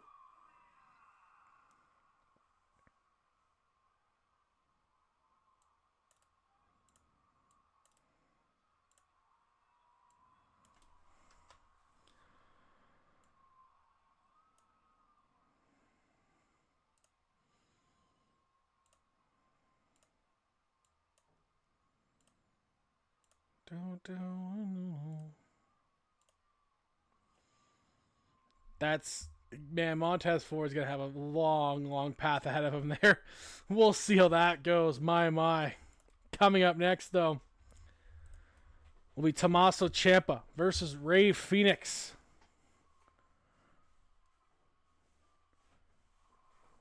The return of Rey Fenix. We haven't seen him, I think, since... the tournament in season 2. I think it was the last time he doesn't get used too much. He's had sporadic appearances here and there, but he doesn't get used a heck of a lot, and wants to change that here. Has Tommaso to start us off. And again, Ciampa, he got cut from AEW. I think he did. Actually, he may have been saved. Way to go, a-hole! Wow. Ow, no, he was saved. He was good. Ow. Way to go, a-hole. Yeah. Come on, Rey Fenix, get your shit together. Eddie, did you watch Saturday night's main event at all? I wasn't sure if you did or not.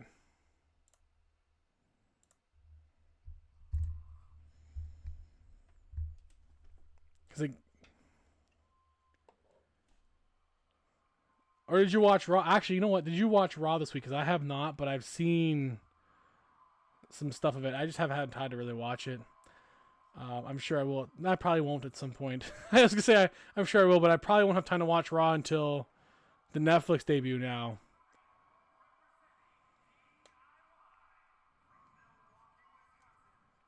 But yes, AEW competitor Tommaso Ciampa would like to bring an accolade back to AEW as the World Cruiserweight Champion. Winner of the Classic. Only defended during the Classic, by the way. So, but Nick Jackson didn't come back, so it's technically a vacant title.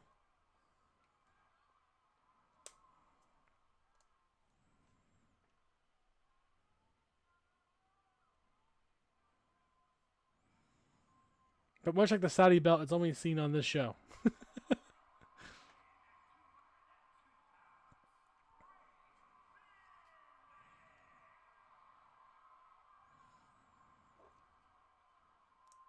His brother Pentagon's been waiting for his arrival. But we're not even going to see Pentagon in this. In fact, Ray replaced him in this tournament. Pentagon was not saved by NXT, so the likelihood of him coming in is not super high. But if he does, it'll be because Rey Fenix brought him back.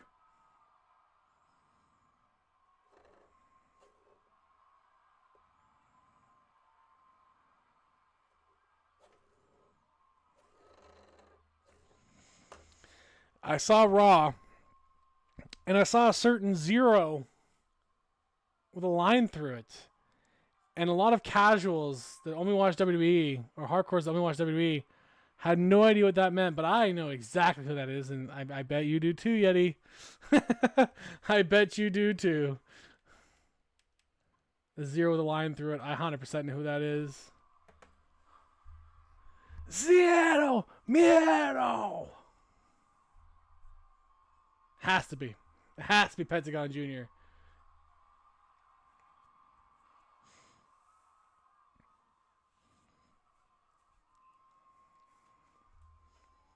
I'm actually curious how much it's going to be on Netflix. Let's see. How much will...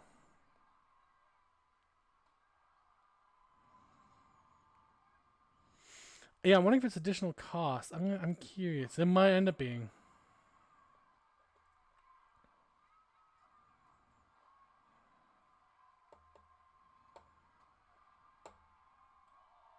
Raise the prices for everybody.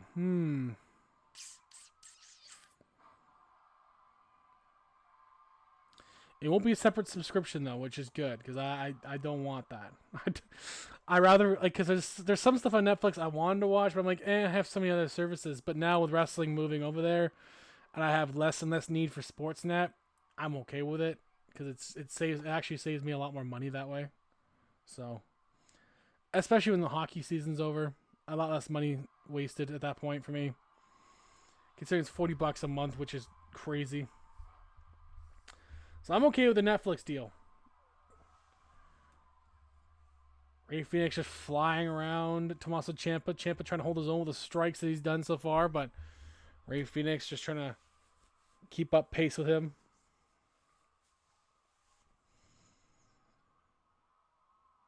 Ray Phoenix. Oh! Toss him in the air into that cutter. Phoenix looking to end this quickly. Oh, that frog splash. Beauty of a frog splash. That was a 5-star version. Into the pin. Made it way too long for it. Oh, almost got him quickly. It was Ray Phoenix.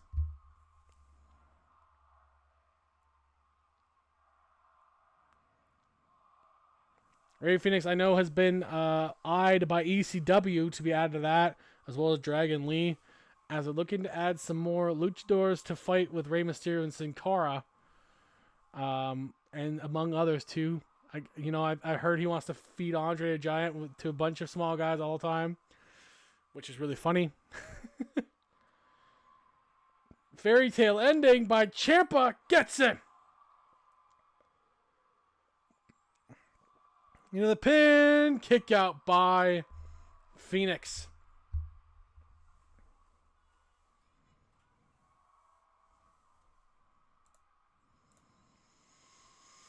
After this, Trick Williams versus Pete Dunne will be the next one here. Tommaso Ciampa. Trick Williams is the least experienced in this tournament. Our in-ring work-wise, the definition of the fresh-faced rookie. It's only his second ever match in CWF is against Pete Dunne. So that's a solid first matchup for Trick. It's a winnable match for him. But if we see the savage side of Pete Dunne, good luck with that, Trick. Because again, there's no easy path this time around in this field.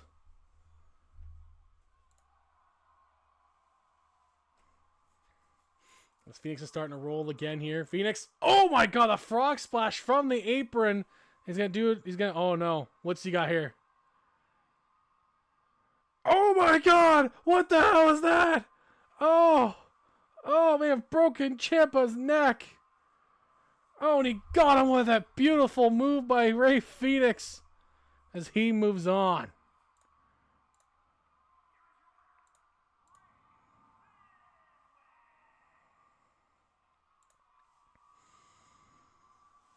And he's got either Pete Dunne or Trick Williams in round 2.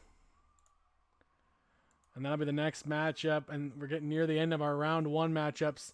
We're half the field obliterated after the first half. This will also be posted up on YouTube not long after.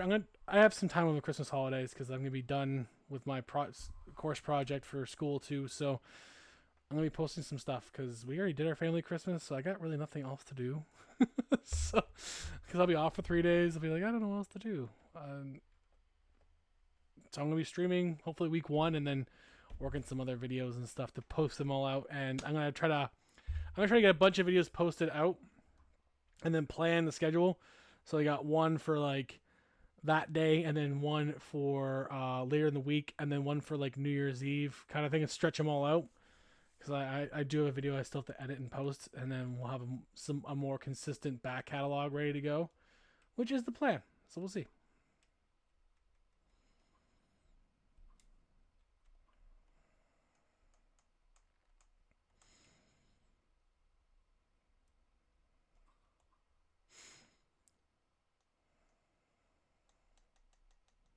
I keep forgetting he's actually Butch in this game, which is awful.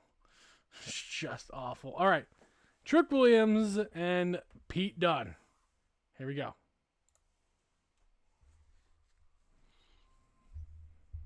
Again, the youngster, Trick Williams, the new guy on CWF. Second ever match here. He's competed less than many who've been signed before. His last match was a multi-man match. He hasn't actually had a singles match yet in his career in CWF, and this is his first one. So he's definitely like a blue chipper, fresh-faced prospect here.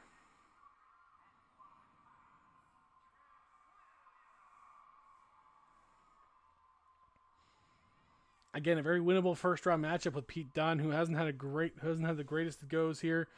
But Pete Dunne, in the original version of the Cruiserweight Classic, did do very well in that tournament. Is also a former United Kingdom champion. So it might be more difficult than you would imagine, but he hasn't had a great couple of years, Pete Dunne. So this is an opportunity for Trick Williams to take advantage of that. And hopefully for him, he does. Hopefully for him, it does.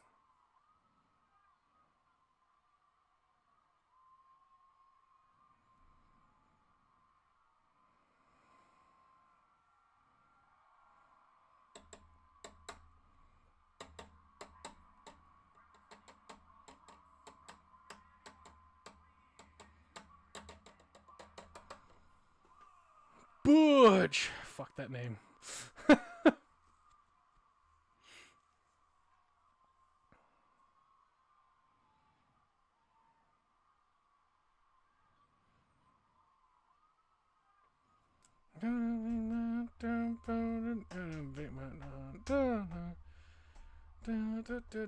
like how I played songs for guys that are not in this tournament because they're too big for this.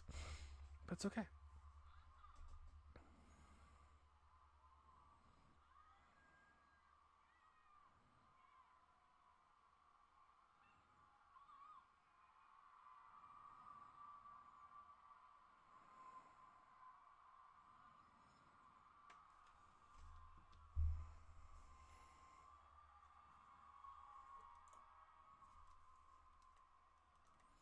Oh, what the heck? Trick! What are you doing, Trick? Trick Williams tried to take advantage of a distracted Pete Dunne. This rookie's trying to make a name for himself. You think about looking at him, he's not a cruiserweight, but technically he is, apparently. He's just really slim, but he's got that height. He's got the power advantage. He's a very unique superstar that hopefully will take advantage of that, but he tried to... Butch hasn't even got his hat or jacket off yet. Trick took advantage of a situation and went for it. Got to admire the rookie's tenacity to try to make an impact in his first singles match here in CWF.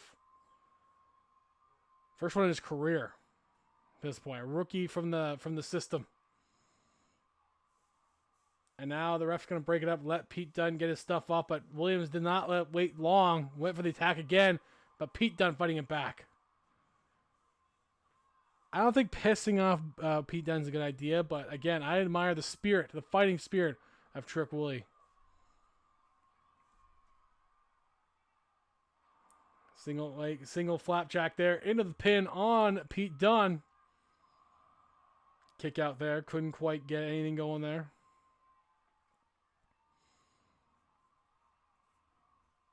After this will be Ricochet and Santos Escobar.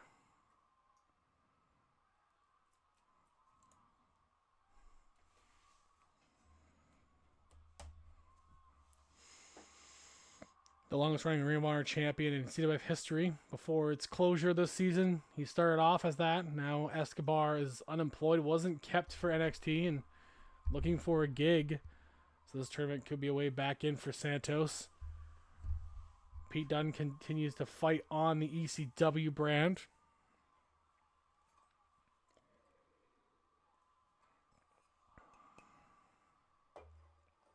And Williams, he's got a lot to wrestle for here. He needs this probably pretty much more than anybody in this tournament.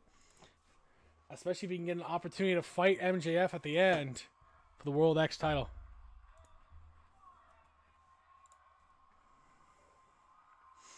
That's the other thing, too. Not only do you become the champion of the Cruiserweights, you also get a chance to become World's Champion against MJF, which will keep you around a little bit longer. And actually, that worked out well for guys like Jinder. Jinder Mahal got a job, at least for this season, for the last season, sorry. Because he won a big match that Trick was actually in, won a good little run, became World X Champion, and got a whole season of employment, a whole year of employment, which, is very solid work. Gets you the experience. Gets you some money. Capture suplex on Trick by Pete Dunne. Trick Williams is giving everything he can in this match, though. Again, I admire him for the ground and pound now on Pete Dunne.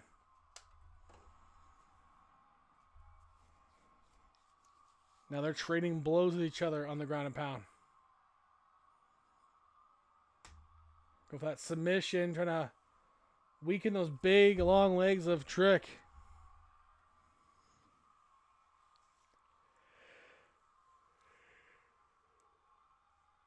That limb manipulation that he's known for. As he tries to pop that shoulder and the arm, too. Taking all the power out of Trick's game, but Trick fighting off Pete Dunne here. Trick has Pete off the ropes.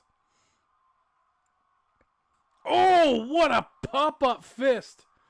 May have knocked him out into the pin. Kick out at one. Didn't knock him out, but definitely hurt him a little bit there. As he's a little dazed. Williams playing it smart. Has his game plan here. Trying to keep him down. Good drop kick. Gets him in the shoulder there. May have hurt him a bit. Williams continues to fight off, but Pete Dunne gets him. Dunne. Oh my God, a bangerang. A bangerang type of suplex kick out by Trick, though. But Dunne about to go for his finisher here. I forgot the name of it already. But into the finisher. Into the finish here. Got him. Oh, kick out by Trick. Bitter end. That's it. I was like, I knew it was end. It's bitter end. He hit him with a bitter end. Trick Williams kicked out.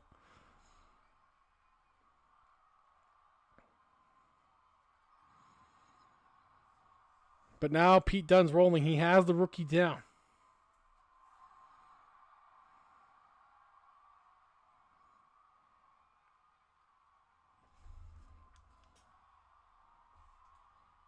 Trick countering. In the pin on Pete. A kick out there.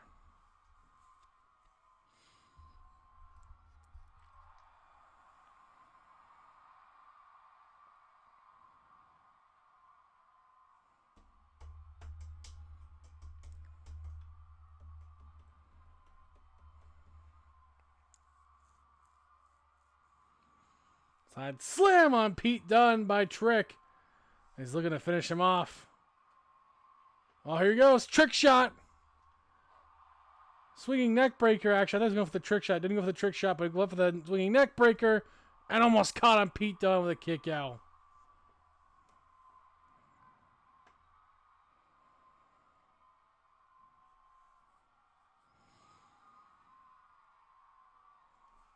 Big splash on Pete Dunne.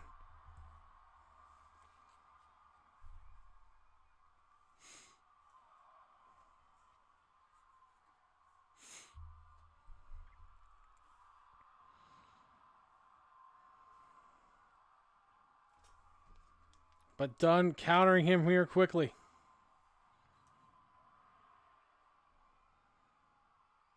Oh, God, the release suplex on that freaking hardwood floor. But being a former football player, he's had some heavier hits than Pete Dunne can give him. I'm sure of it. Being a college player.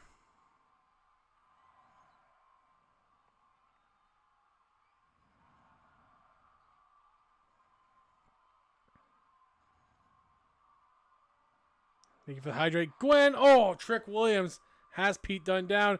Trick Williams now going for the top. Measuring Dunne. And gets him. But doesn't let up. Continues the pressure. Dunne countering Trick Williams.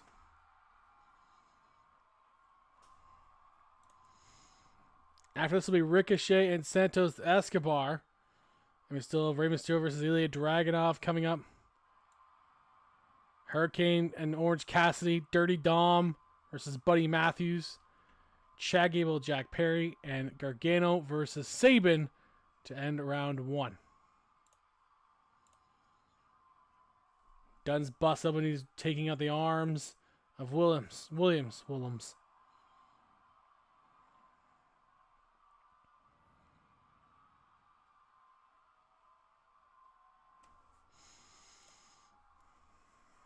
But Williams stopping him there. Good strike to the gut.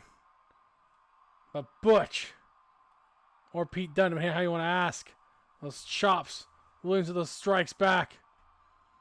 And another chop by Pete. Fist right to the face. Another chop on Trick. Back and forth. They're fighting it on. Neither man letting up. This is a great first performance for Trick. And it ends at Gary. Down goes Trick. Great, great first match for this rookie. This first ever singles match. But now he's at the face the bitter end. No, actually it's into a power bomb. Might be enough still. It does get him. And Pete Dunne moves on.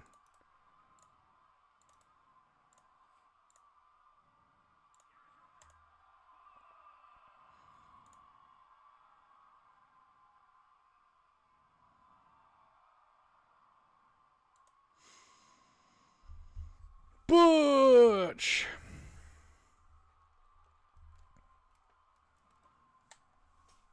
Solid performance from Williams, though. Nothing to sneeze at there. He did his best, but it wasn't enough tonight. Coming up, Ricochet versus Santos Escobar. Where is the arena again? There it is.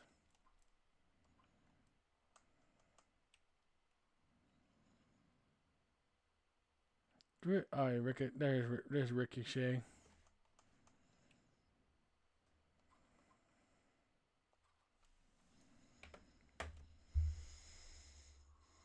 Here we go.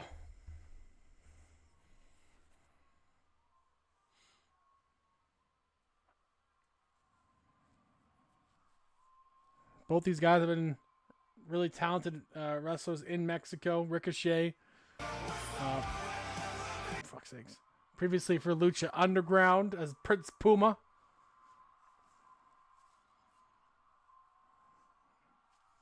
So he's definitely an accomplished luchador. Has had plenty of experience down in Mexico, like I said, for that. All over North America, too, with his trade.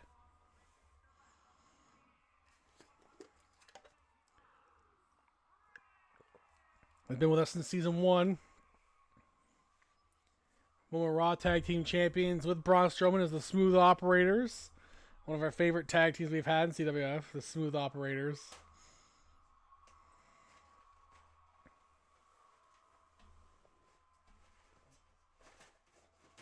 That was actually under Zod. Zod put that team together. Smooth Operators. Sorry, never again. Never again.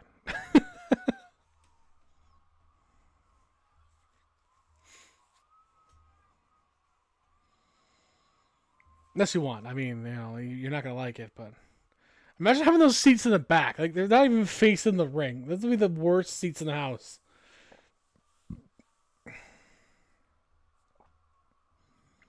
Actually, we saw some of those in Montreal. I'm glad we didn't get those seats because they're not great. Because they have it set up like you don't even see the, you don't even look at the ring directly. It's like the ring is here and you're set up here. So you're looking the wrong way the whole time. It's so freaking weird.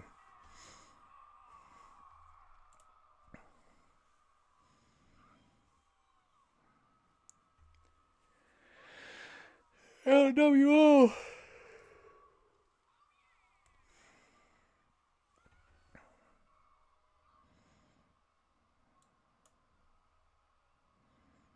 I'm pulling for Dirty Dom in this one. You know, his first round match with Buddy Matthews. I'm sure it will go very well for him.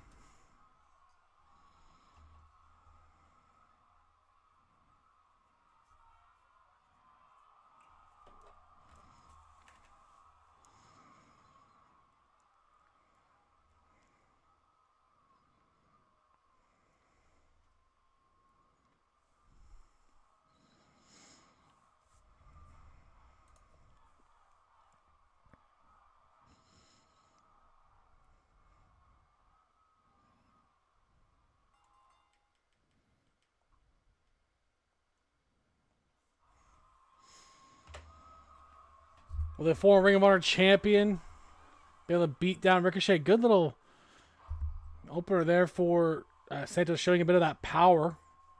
He's deceptively strong for his size. He's a former Cruiserweight champion too, so this is up his alley, this tournament.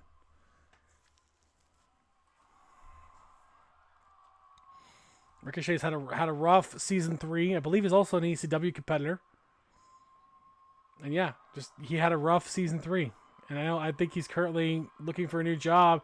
That tarantula right away on Santos. But Escobar rolls out of it, takes him down. Oh, cycle knee there by Ricochet. Standing shooting star. He's not wasting any time on Santos Escobar. Oh, missing that standing shooting star again. And Escobar going to take advantage into the pin. Escobar already shaking off the cobwebs in his arms.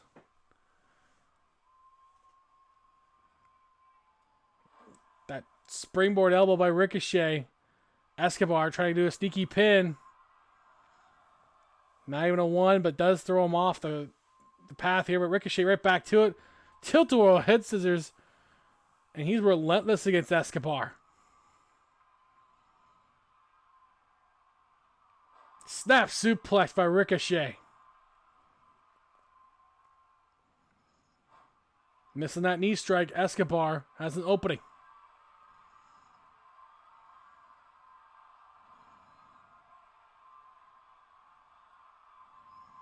Missing that leg drop. But he gets the Hurricane Rana. Down goes Ricochet.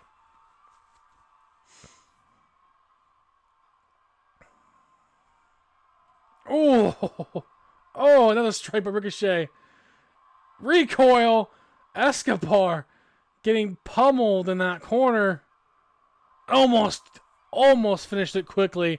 Kick up by Escobar. Wow. Escobar feeling it right now. That could be the quickest one in this tournament.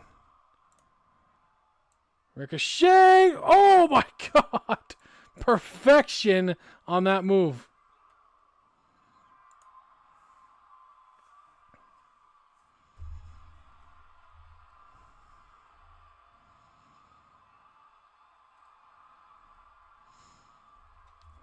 The crowd wants to see Fight Forever. You know what? That's a long night, guys, if we do that. But I'm glad the crowd is enjoying it here tonight. Here in Japan. Thank you to the collaboration with Pro Wrestling Japan to bring these guys for the CWC tournament here. I'm loading us a couple of their New Japan stars in the process of this match, including Zack Sabre Jr. Tilt-a-whirl head scissors by Ricochet.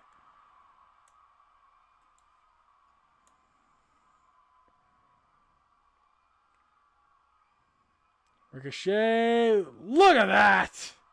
Beauty. Beauty of a moonsault by Ricochet.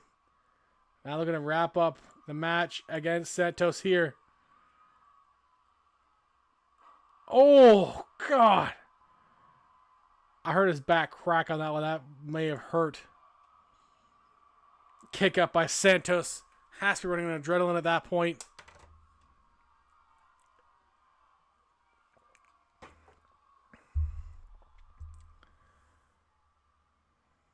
What are you doing? He does another one of those. I was doing people's elbow for a second. I'm like, what are you doing, Ricochet? Don't do people's elbow. Ricochet off that second rope, missing that. And Escobar takes advantage. Boom! Escobar hits him with it. Kick out by Ricochet, but Escobar puts himself back in this match. Escobar is a comeback master. We've seen it in his Ring of Honor Championship matches where he was beaten down. And in fact, one match, he was pretty much out of it in a triple threat match. Then came out of nowhere, hit his finisher, got the win. Oh! Knees to the chest. Ricochet right back up, though. But Escobar not stopping. Big spine buster by Escobar. Using more of the power game against the Flyer. That's going to be Escobar's power advantage here, but Ricochet getting out of that. Beautiful cross body there. In the pin on Escobar. Almost caught him kick out there. Hey, Plague. Come on, buddy. Here, buddy. What are you doing? Fine, whatever. Plague doesn't want to participate today.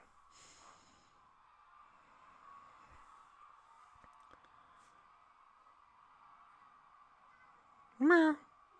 Meow. Ricochet has knees to the face on Escobar. Why are you being like this? Here.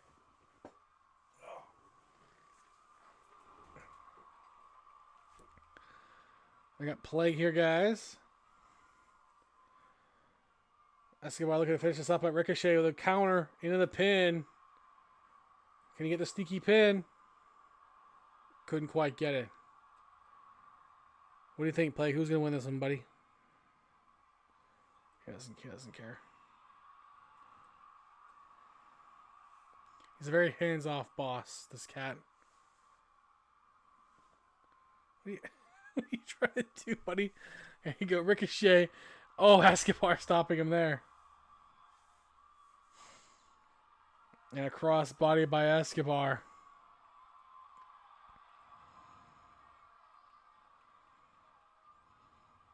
Suplex on Ricochet.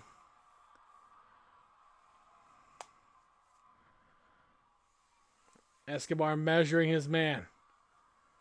Oh, takes Ricochet right to the outside.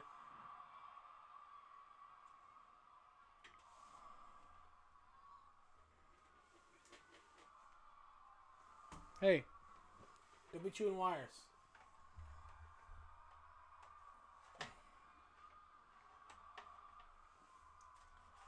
Give me a second. He's trying after wires here. What do you got? I think he found food that's stuck under there. Whatever.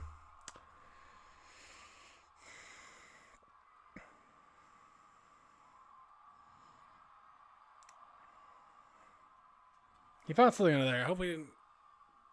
He seems fine. Ricochet in the ring now.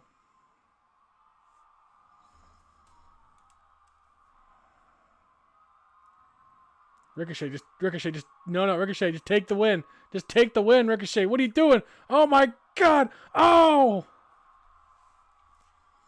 Why, Ricochet? Why?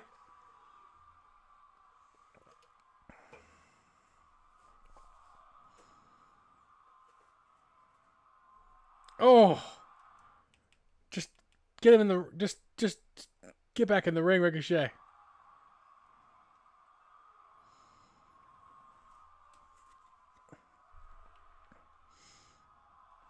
Waiting for the count here. Escobar getting a count.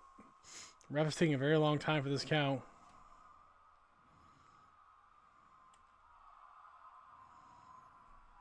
Escobar's back up. Ricochet doesn't realize it. Now he does.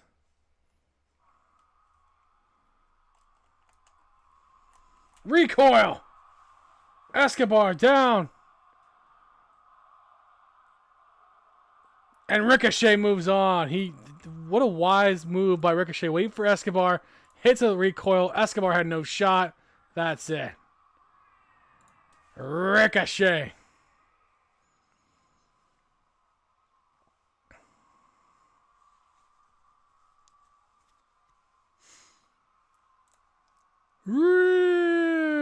Ricochet. Well done for him.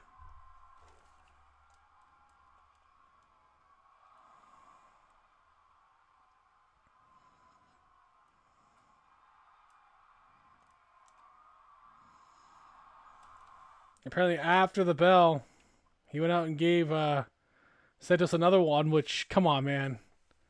Coming up next, Ilya Dragunov versus Rey Mysterio.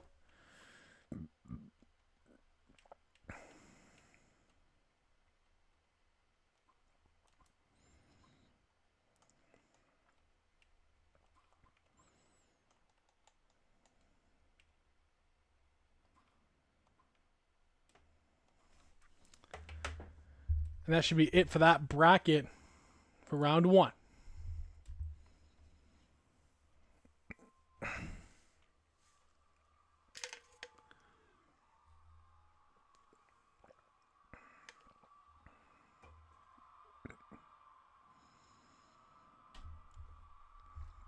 He won't be the NXT champion going into the actual season itself. He's carrying it currently right now because he is in the game. I forgot about that, actually. He was the champion in the game.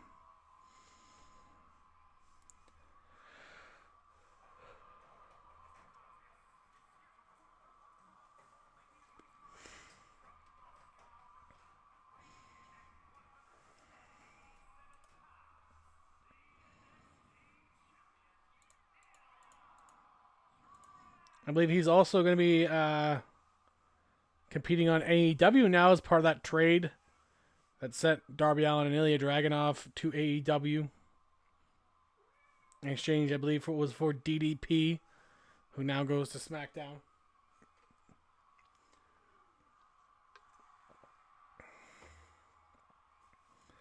You know, it fits guys like Darby and Ilya better because there's a bigger depth pool to compete against, because SmackDown's so stacked with top card talent. It's just gonna be hard for him to compete there. AEW doesn't have the same issues there, so it's a good spot for them to compete in that mid card, especially with Ricky Starks in this tournament too. Could help add more to the story. If Ilya Dragunov, for example, goes to the semifinals to face Ricky Starks, if they both get there, that adds the story.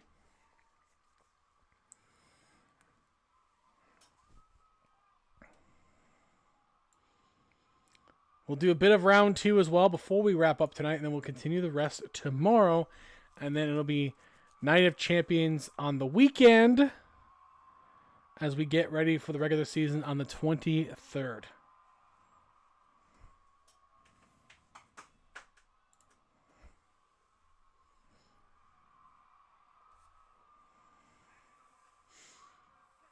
The LWO. Oh, God, the worst version of Mysterio, unfortunately.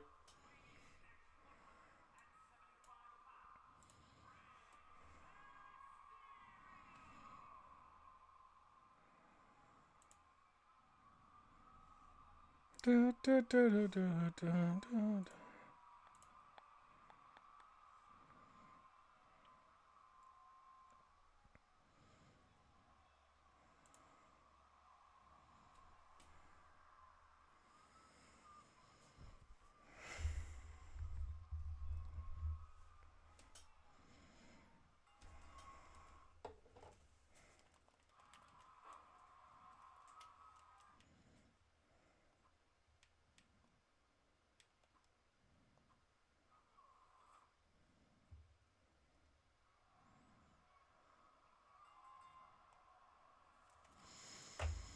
Here we go. Dragunov. Mysterio will finish off that side of the bracket. Then we'll finish off Pool B, the bracket B. Hurricane and Orange Cassidy. Dirty Dom Mysterio versus Buddy Matthews. Chad Gable and Jack Perry. And Johnny Gargano and Chris Sabin.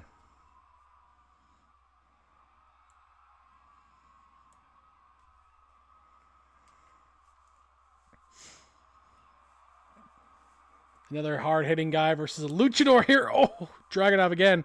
Not a flashy superstar. Just hard-hitting, strong Russian/British style.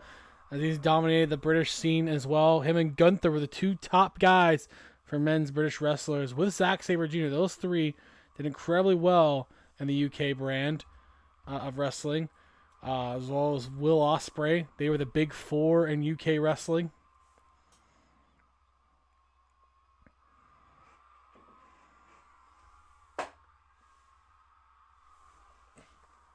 Looks like Plague is trying to find a nice warm spot to sleep. Facebuster on the outside. Mysterio, the veteran, though. Iconic world champion in Rey Mysterio.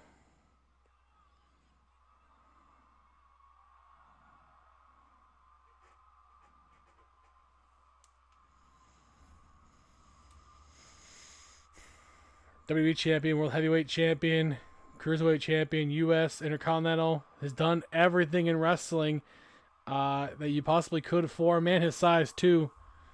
That's what I'm saying. You know, he's the most iconic little man in wrestling. And definitely one of the odds-on favorite in this tournament. But Dragunov's a good first opponent for him. A win here for Dragunov would go a long way for his career. Mysterio kick up by Dragunov.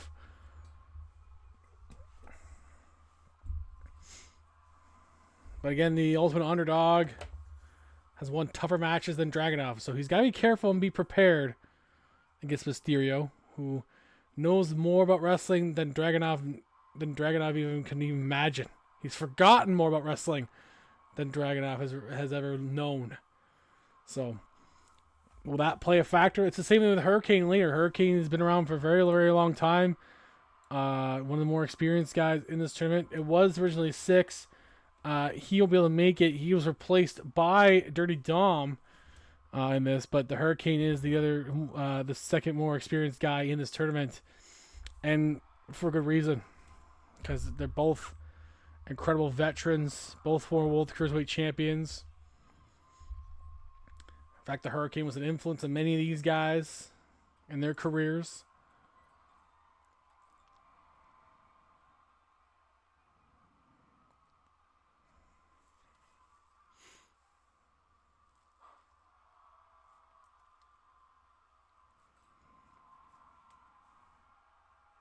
Oh, Mysterio again trying to get back in this match, but Dragunov keeping pace with him pretty easily here.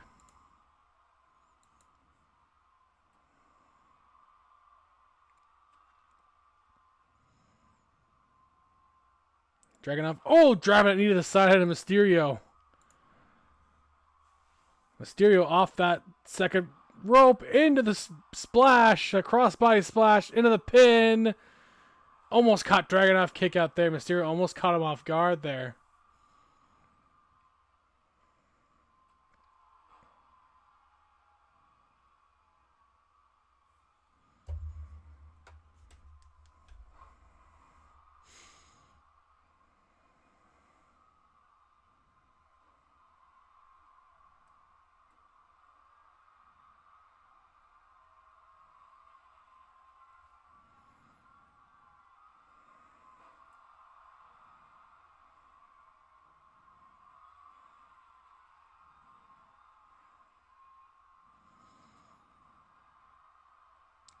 Da, da, da, da, da. Dragunov almost had him there. That would have been a big win for him.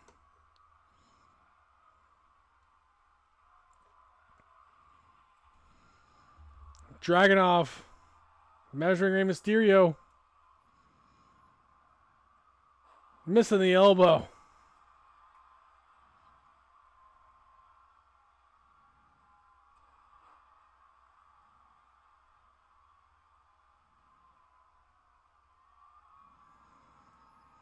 Mysterio. Oh no, 619. Dial it up. Bam. And then he's going to drop that splash on top of that. And that could be it for Dragunov. And it is. Mysterio moves on to face Ricochet. Likely tomorrow.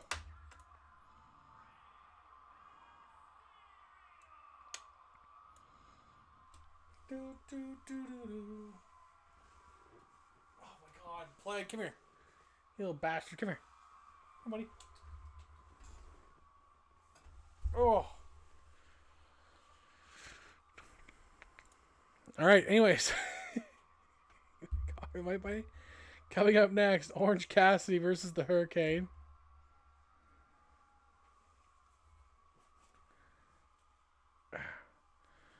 Hey, buddy. I don't know what you want. I really don't know. I gotta use my hand though. I gotta use my hand, buddy.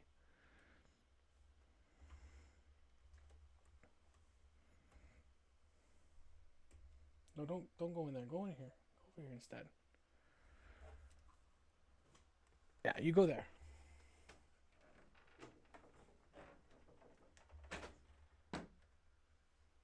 Go on adventures. I have here a big wall unit where he and his brother are actually basically lived in this thing because they wanted to. They found a hole and kind of like burrowed themselves in there, and now it's kind of like his secret place.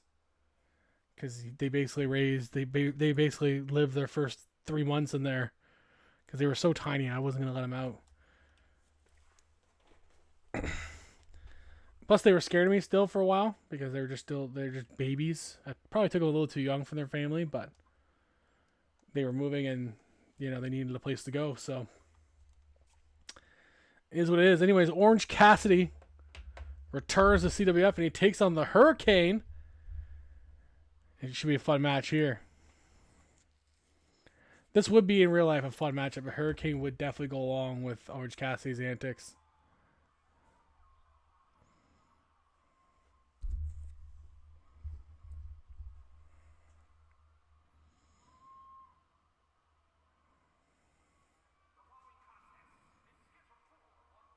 Oh, he brought his backpack this time. Good for him.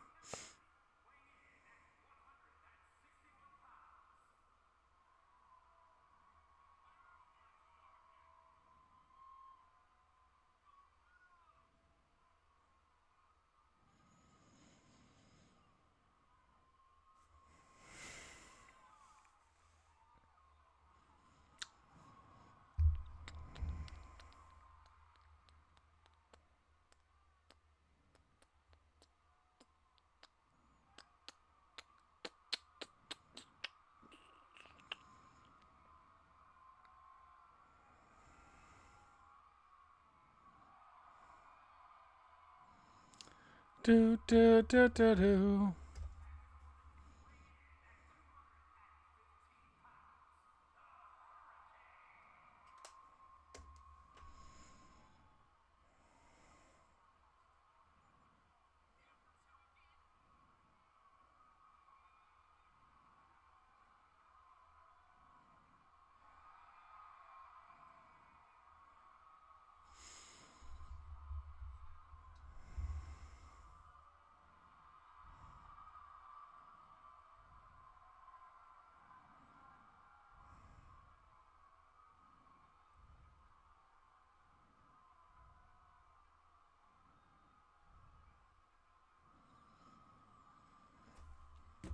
Orange Cassidy, Hurricane. Here we go. A fun little matchup here.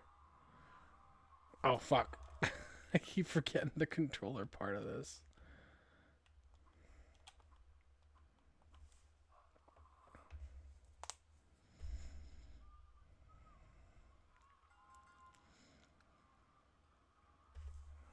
All right, I wonder if Cassidy will get his little kicks together. He's a really good kicker. I don't know where he went. I don't even know where Plague went now. No idea.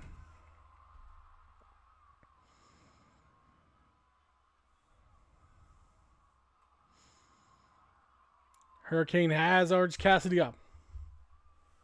Cassidy. Oh, look at that. Nice maneuver by Hurricane. Throwing him neck first off the ropes down to the floor. Again, Hurricane, that veteran experience. You can't teach what Hurricane knows either. But it's still a very winnable match for Orange Cassidy. Hurricane does compete on the ECW brand. The neck breaker on Cassidy. Cassidy used to be on the old NXT, looking to get back in wrestling, back into the CWF.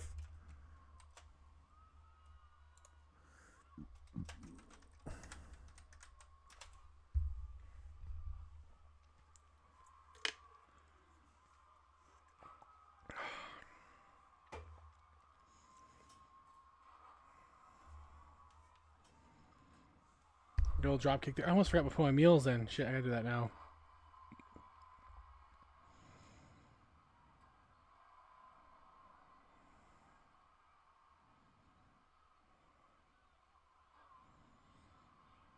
Everything bagel and apple before I forget. Boom, boom, boom, boom, boom, boom.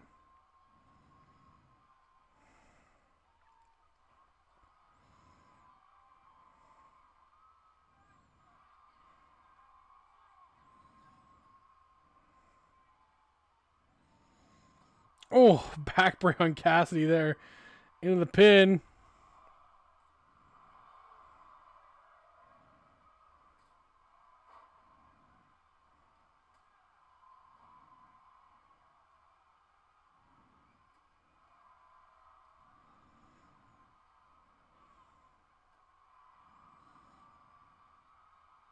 Do, do, do, do, do, do, do, do.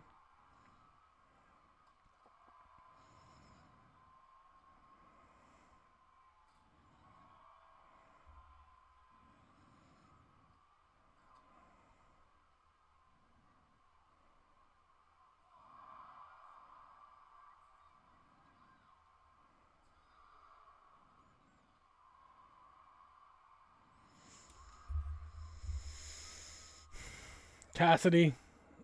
Oh, nice driver on Hurricane there. Sorry, I'm just making sure I have my I have a food calendar that I'm trying to keep track of more often here.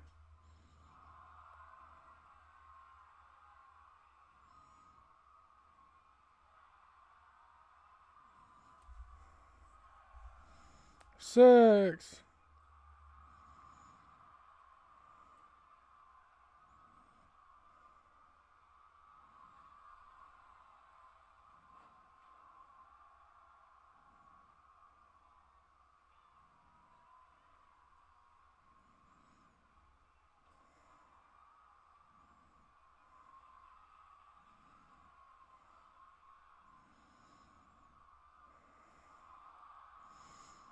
All right, sorry, I had to make sure I was not missing anything here.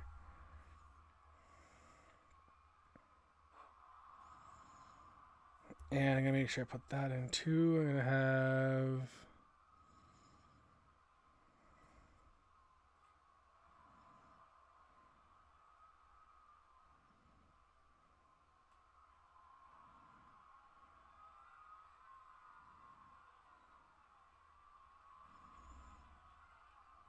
there. Oh, vertebreaker and Cassidy. Sorry, I've been trying to make sure I had something ready to go for tomorrow. Cassidy kicks out. Hurricane was gone there.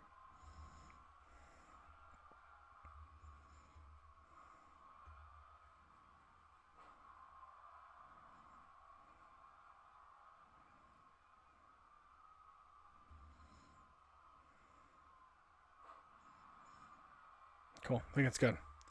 All right. I try to play out my meals better. I'm a little over my amount today, but Orange Crush on Hurricane by Orange Cassidy. Oh, a kick out by Hurricane. Orange Cassidy almost caught with the Orange Crush.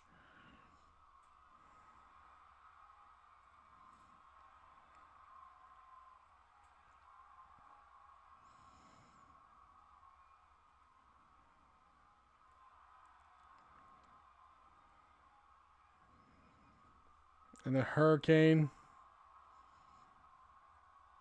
hanging in this match against Cassidy.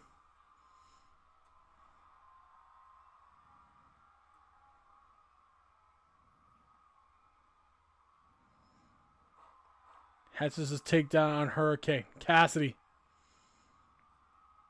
Moonsault. Right across the ring. Hurricane down. And he gets him. Orange Cassidy takes out the veteran.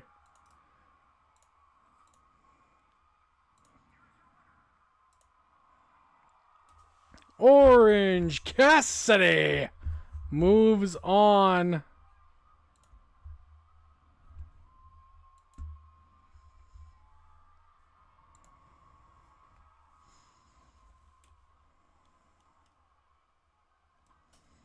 And coming up next is Dirty Dom Mysterio versus Buddy Matthews. Buddy Matthews returning. I don't think we've seen him since season 1, maybe. You know what? Maybe he may compete in the original Cruiserweight Classic, but he hasn't been seen much. And obviously, he wants to change that. He wants to get himself on the map here in a very winnable match for himself here against Dirty Dom, who in himself has not had a great couple seasons. So it's a good opportunity for Buddy Matthews to emerge.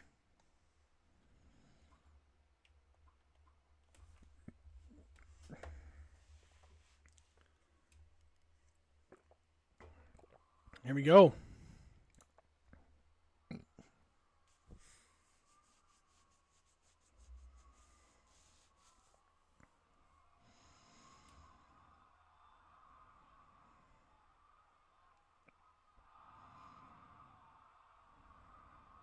Nah, you're not no North American champion in this game. Forget that.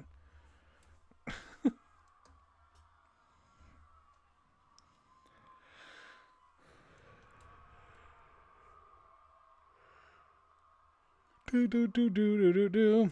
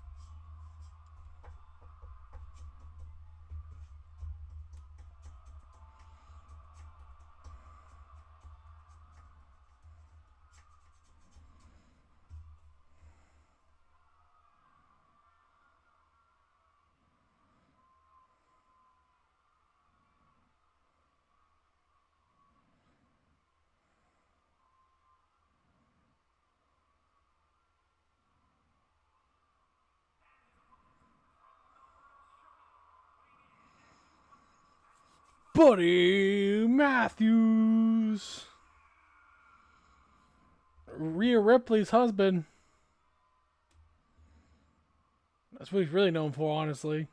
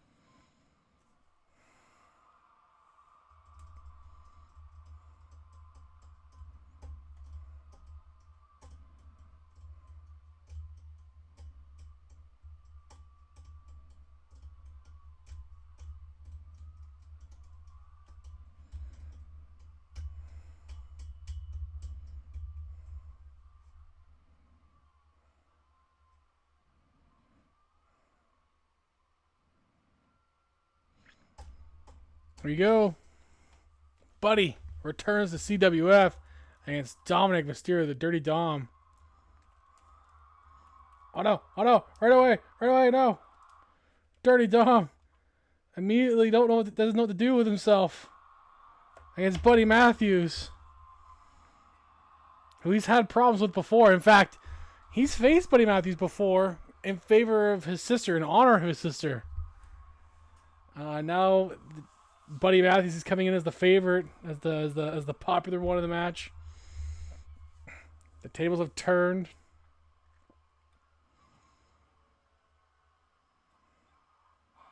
Cross body on Matthews.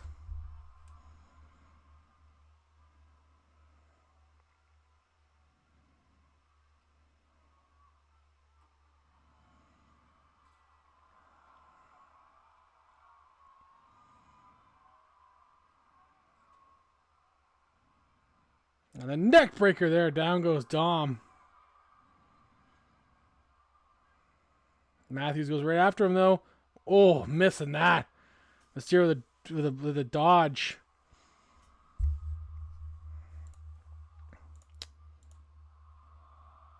We have two more round 1 matches. And then we'll do the first 2 round 2 matches, which will be Axiom and Darby Allin and Finn Balor versus Ricky Starks. Before we go into... actually, we could probably do some more, actually. Let's see. It's for... 8, 9, 10, 11, 12, 13, 14, 15. Maybe. Probably do it tomorrow, actually. We'll do it tomorrow night.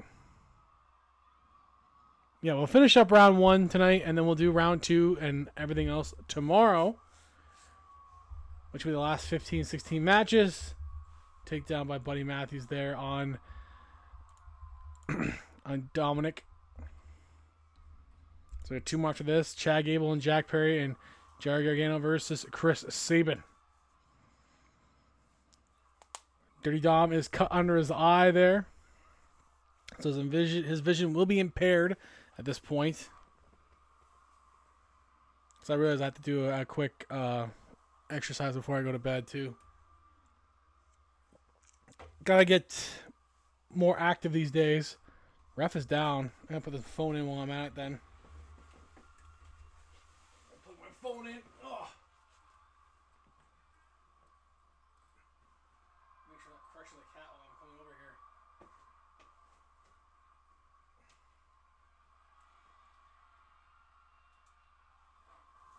There. Leave that there. By the time I'm done, it should be charged enough to work with. Buddy, looking to finish off Ray. Oh my God! Or not Ray, Dominic. Dominic getting crushed in the face. Kick up by Dom. He somehow survives.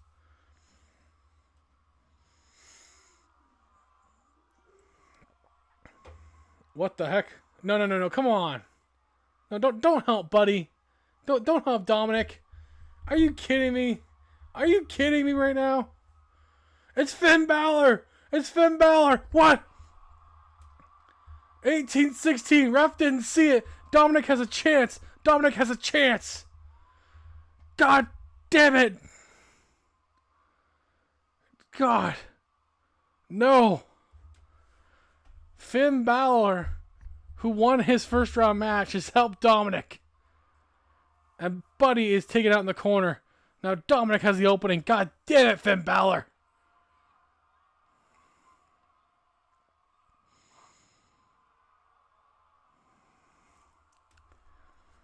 And now Dirty Dom about to finish off Buddy Matthews.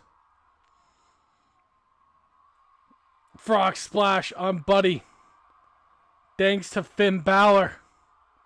Kick up by Matthews.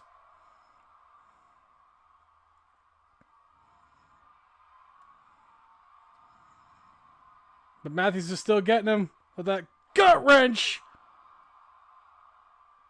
Into a twisting power slam into the kick out there by Dominic.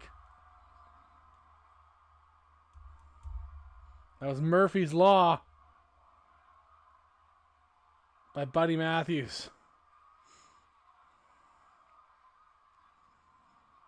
Dominic stopping him.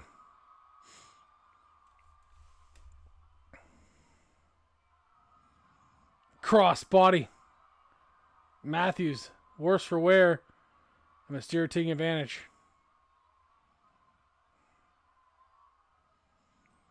Damn you, Finn Balor, for giving Dominic a big opening to get back in this match and potentially win. Oh, the elbow across the throat of Matthews into the pin. And Dominic wins. Damn you, Finn Balor. Finn Balor with a big assist for Dirty Dom.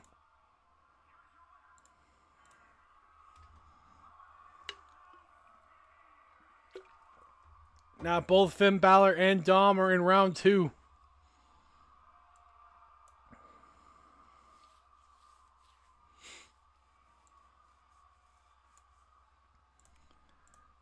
Damn it, Finn Balor.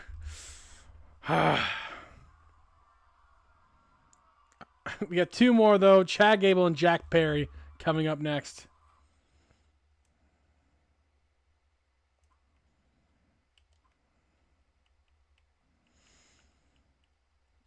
Chad Gable is 1/3 of the World Trios champions, so he's actually one of the only world champions in this match.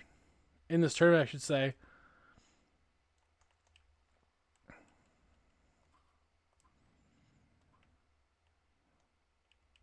But he will have his hand full with Jack Perry if I can find him. He's not in this? Oh, he's not. Jack Perry is out of action. So give me a second here until I find someone else to replace him.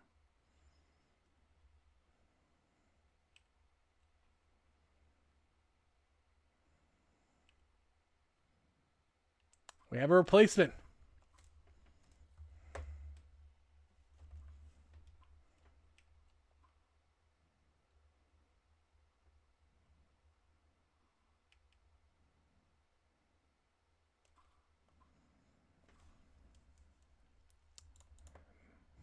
It's an interesting replacement. It's Logan Paul stepping in to replace. I forgot Logan Paul is technically a cruiserweight.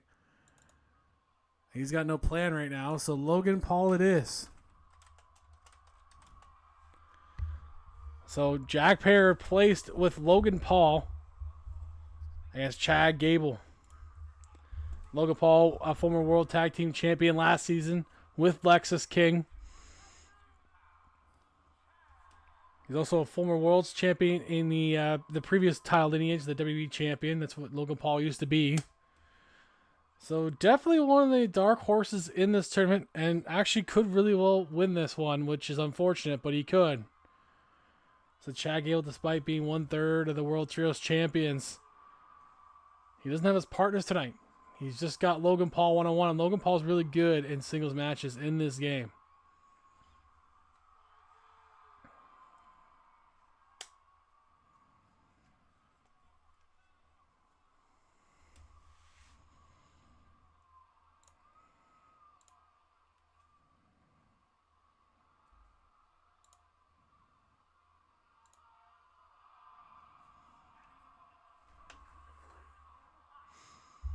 Oh God, the U.S. champion.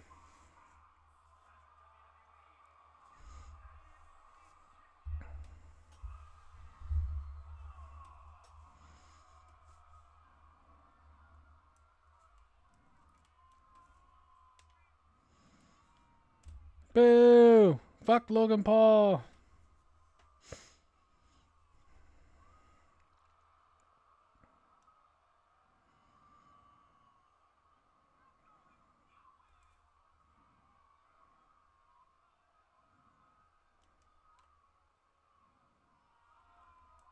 Oh! Chad Gable! Gable going after Logan Paul! Gable! Immediately take it right to him!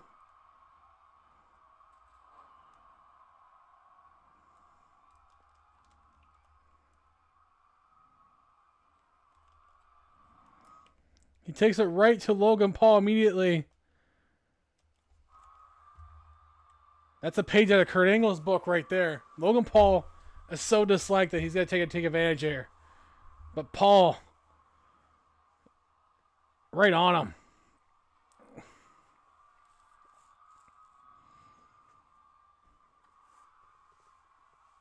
I know what play he's up to, but he's up to something. What are you doing?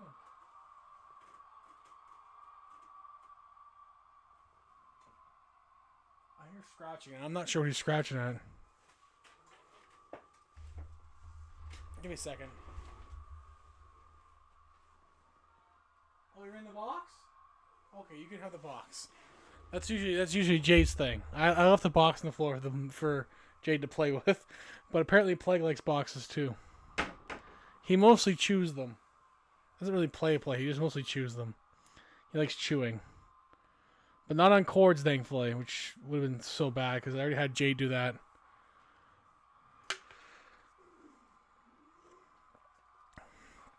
I thought he was scratching one of my pictures. I was like, you better not. Oh, no, no, no, no.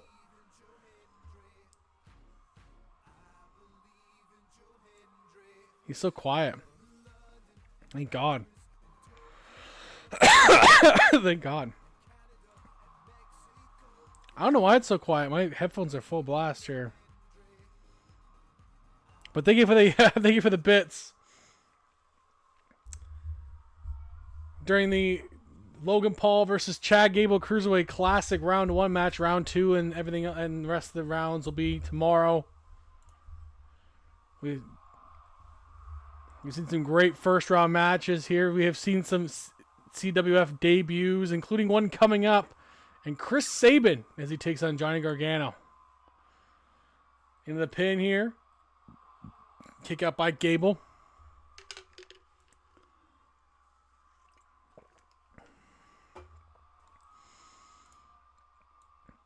We're gonna have tomorrow night. We're gonna have the second round matchup going. Axiom versus Darby, Finn Balor versus Ricky Starks, Rey Fenix versus Pete Dunne, Ricochet and Rey Mysterio, Alex Shelley versus Pac, Zack Sabre Jr. versus Montez Ford, and Orange Cassidy versus Dominic Mysterio. These next two matches will determine the last bracket for round 2.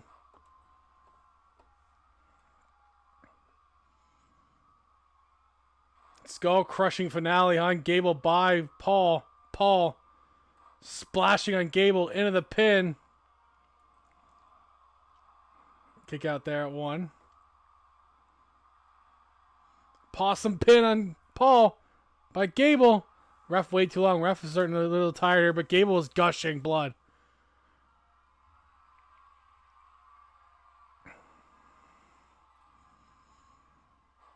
He knows Logan Paul is way tougher than he appears.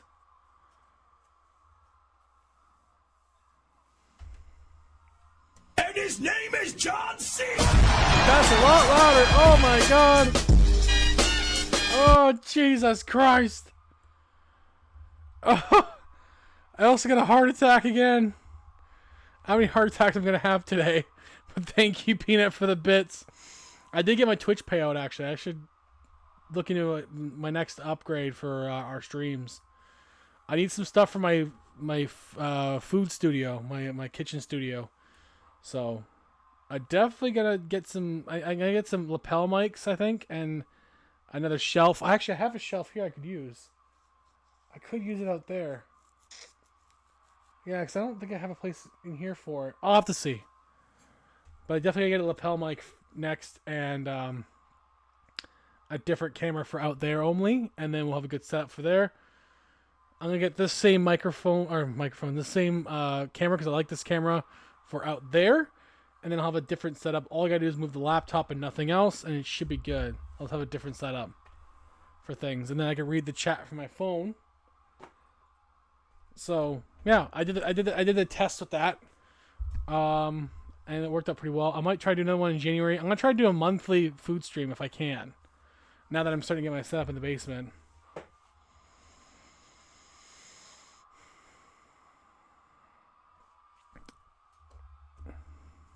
Sweet neck breaker on Gable.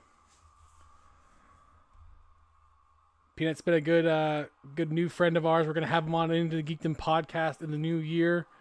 We'll also hopefully have Teddy the Bear on as well. We still have him planned at some point. We're also gonna bring Kimpachi back on the show. It's been about a year since we had him on, and we're gonna see what he's up to and how it's going with his streams lately. And he's a good friend of ours, so we'll bring him back on.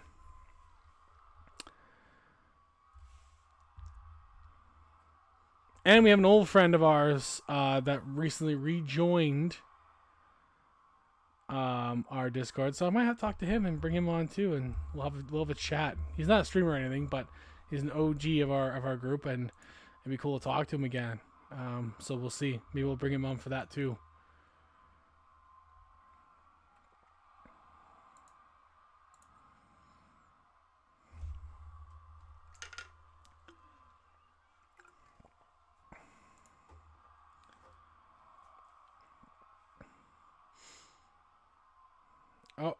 Oh, I see that, Peanut. Thank you for deafening me with John Cena. Logan Paul and Chad Gable still tearing each other apart. Winner will go to round 2 against either Chris Sabin or Johnny Gargano.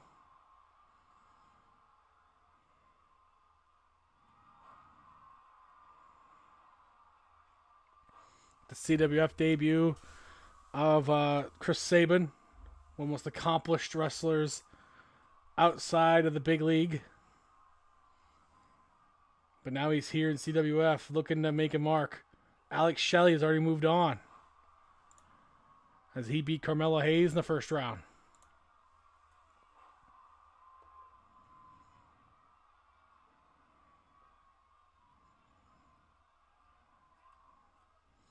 The winner of this tournament will be not only the crowned the cruiserweight champion, which again will be a thing they do. We're hoping if we do more seasons, this will be every other season kind of thing. But they'll get an opportunity at the World X Championship. Oh boy, I talked over it. But it's me going ada ada, which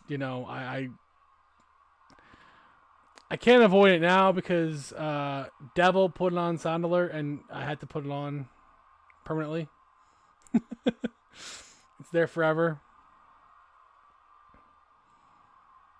But hey, here we are. I've done more embarrassing things on this stream.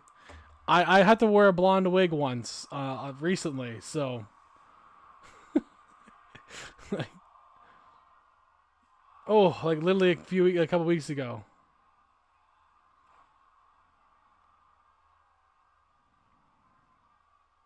Actually, just last month. It's already been a month. Jesus. Chad Gable's getting his ass kicked. Oh my god! A buckshot lariat by Logan Paul.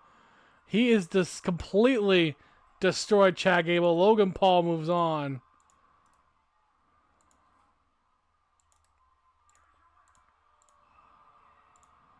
God damn it, Logan Paul moves on to round 2.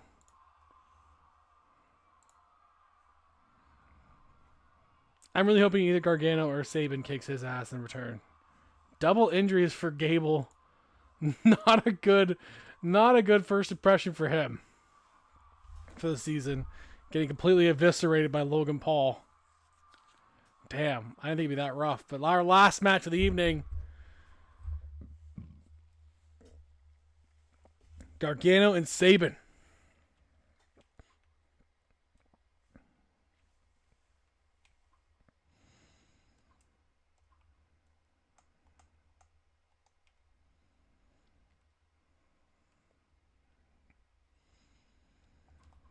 If I can find him.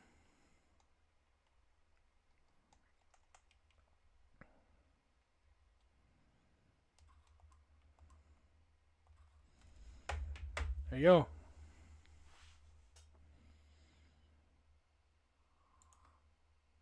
Johnny Gargano versus Chris Sabin. Alex Shelley already moved on. Tommaso Ciampa did not move on. Ciampa lost to Ray Phoenix. So Gargano needs this for DIY for sure. Still competing in AEW.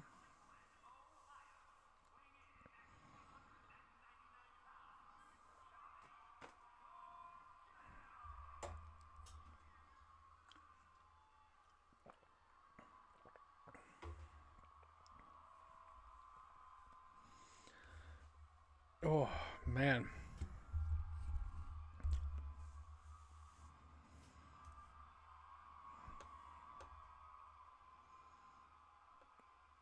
Do do do do do do do do do do do. A Meowth.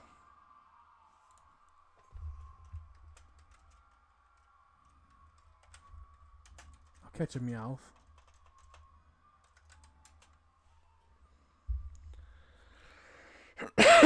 Meow, that's right.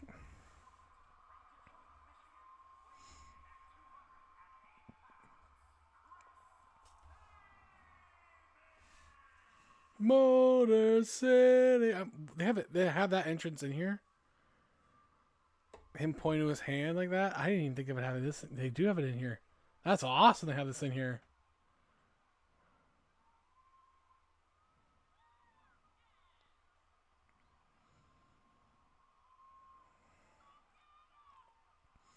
I'm gonna assume the next game they're gonna be at least a DLC.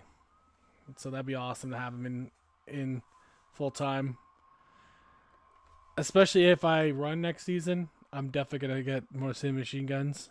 So it's one of my favorite teams ever. So I want a Motor City Machine Gun and FTR feud, and that's what I'm gonna try to do to my damnedest.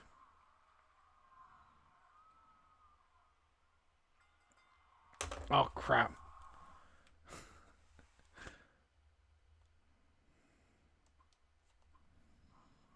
All right. Gargano, Sabin. Last match of the night. Gargano trying to make it interesting here with that DDT.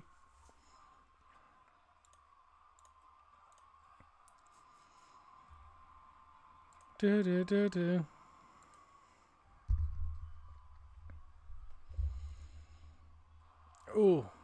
That cradle suplex. Sabin with the splash.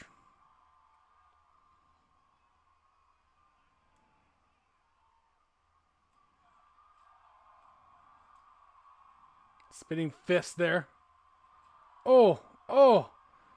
The strikes by Sabin all over Gargano.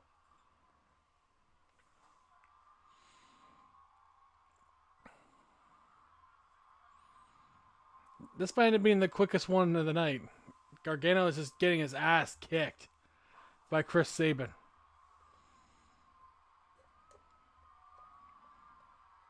Oh my. Chris Sabin now all the way across the ring with an elbow on the chest of Gargano, who wisely rolls up, but Sabin knew. He knows these guys quite well. And his name is John Cena!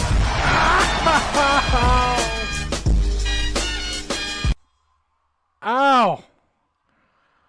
Fuck me. Ow. At least Peanut is slowly paying for more equipment for me. I might need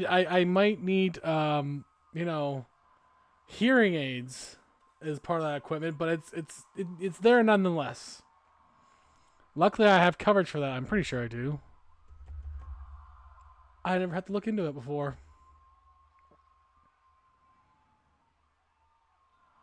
I'm pretty sure I do, though.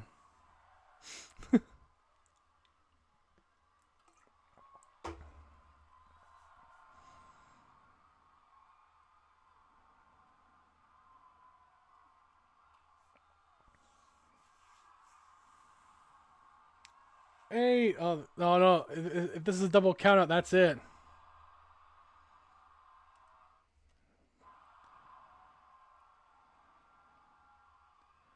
Gargano gets counted out, and Sabin kicks his ass. Wow. I hope you do the same to Logan Paul in round 2, Chris Sabin.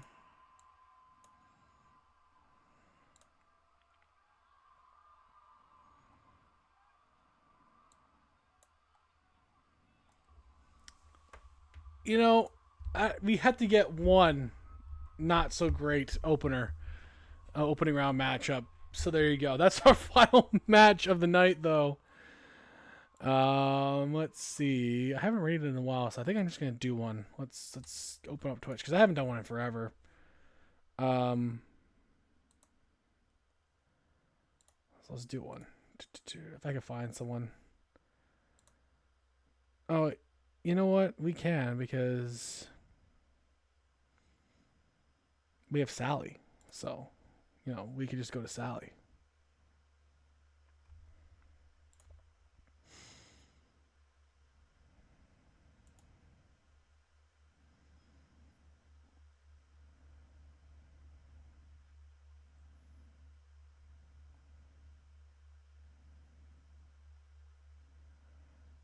I have a lot of people on actually, but I think I'm gonna go to Sally this time because it's been a while.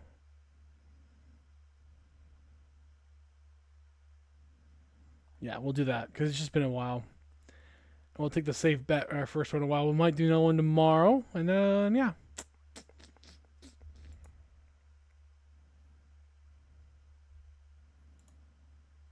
I'm just doing a long ass stream. Her last stream of the year. Oh yeah, it's her long one. So yeah, we'll do this one because it will be Sally's last one of the year because she's taking some time off. So let's go to Sally. Thank you guys for coming out, and I'll see you tomorrow to continue the Cruiserweight Classic. Sally Nightmare is a good friend of ours. We wouldn't be as far as we were as a community without Sally Nightmare's help. So we're gonna go take care of it now. We're gonna go with her. Have a good night, guys. Thank you for coming out. As in, like, they just don't have the same understanding and belief as we do. So I'm polyamorous, and that is already very abnormal. Even for kinky people, polyamory is weird. Hi, Chef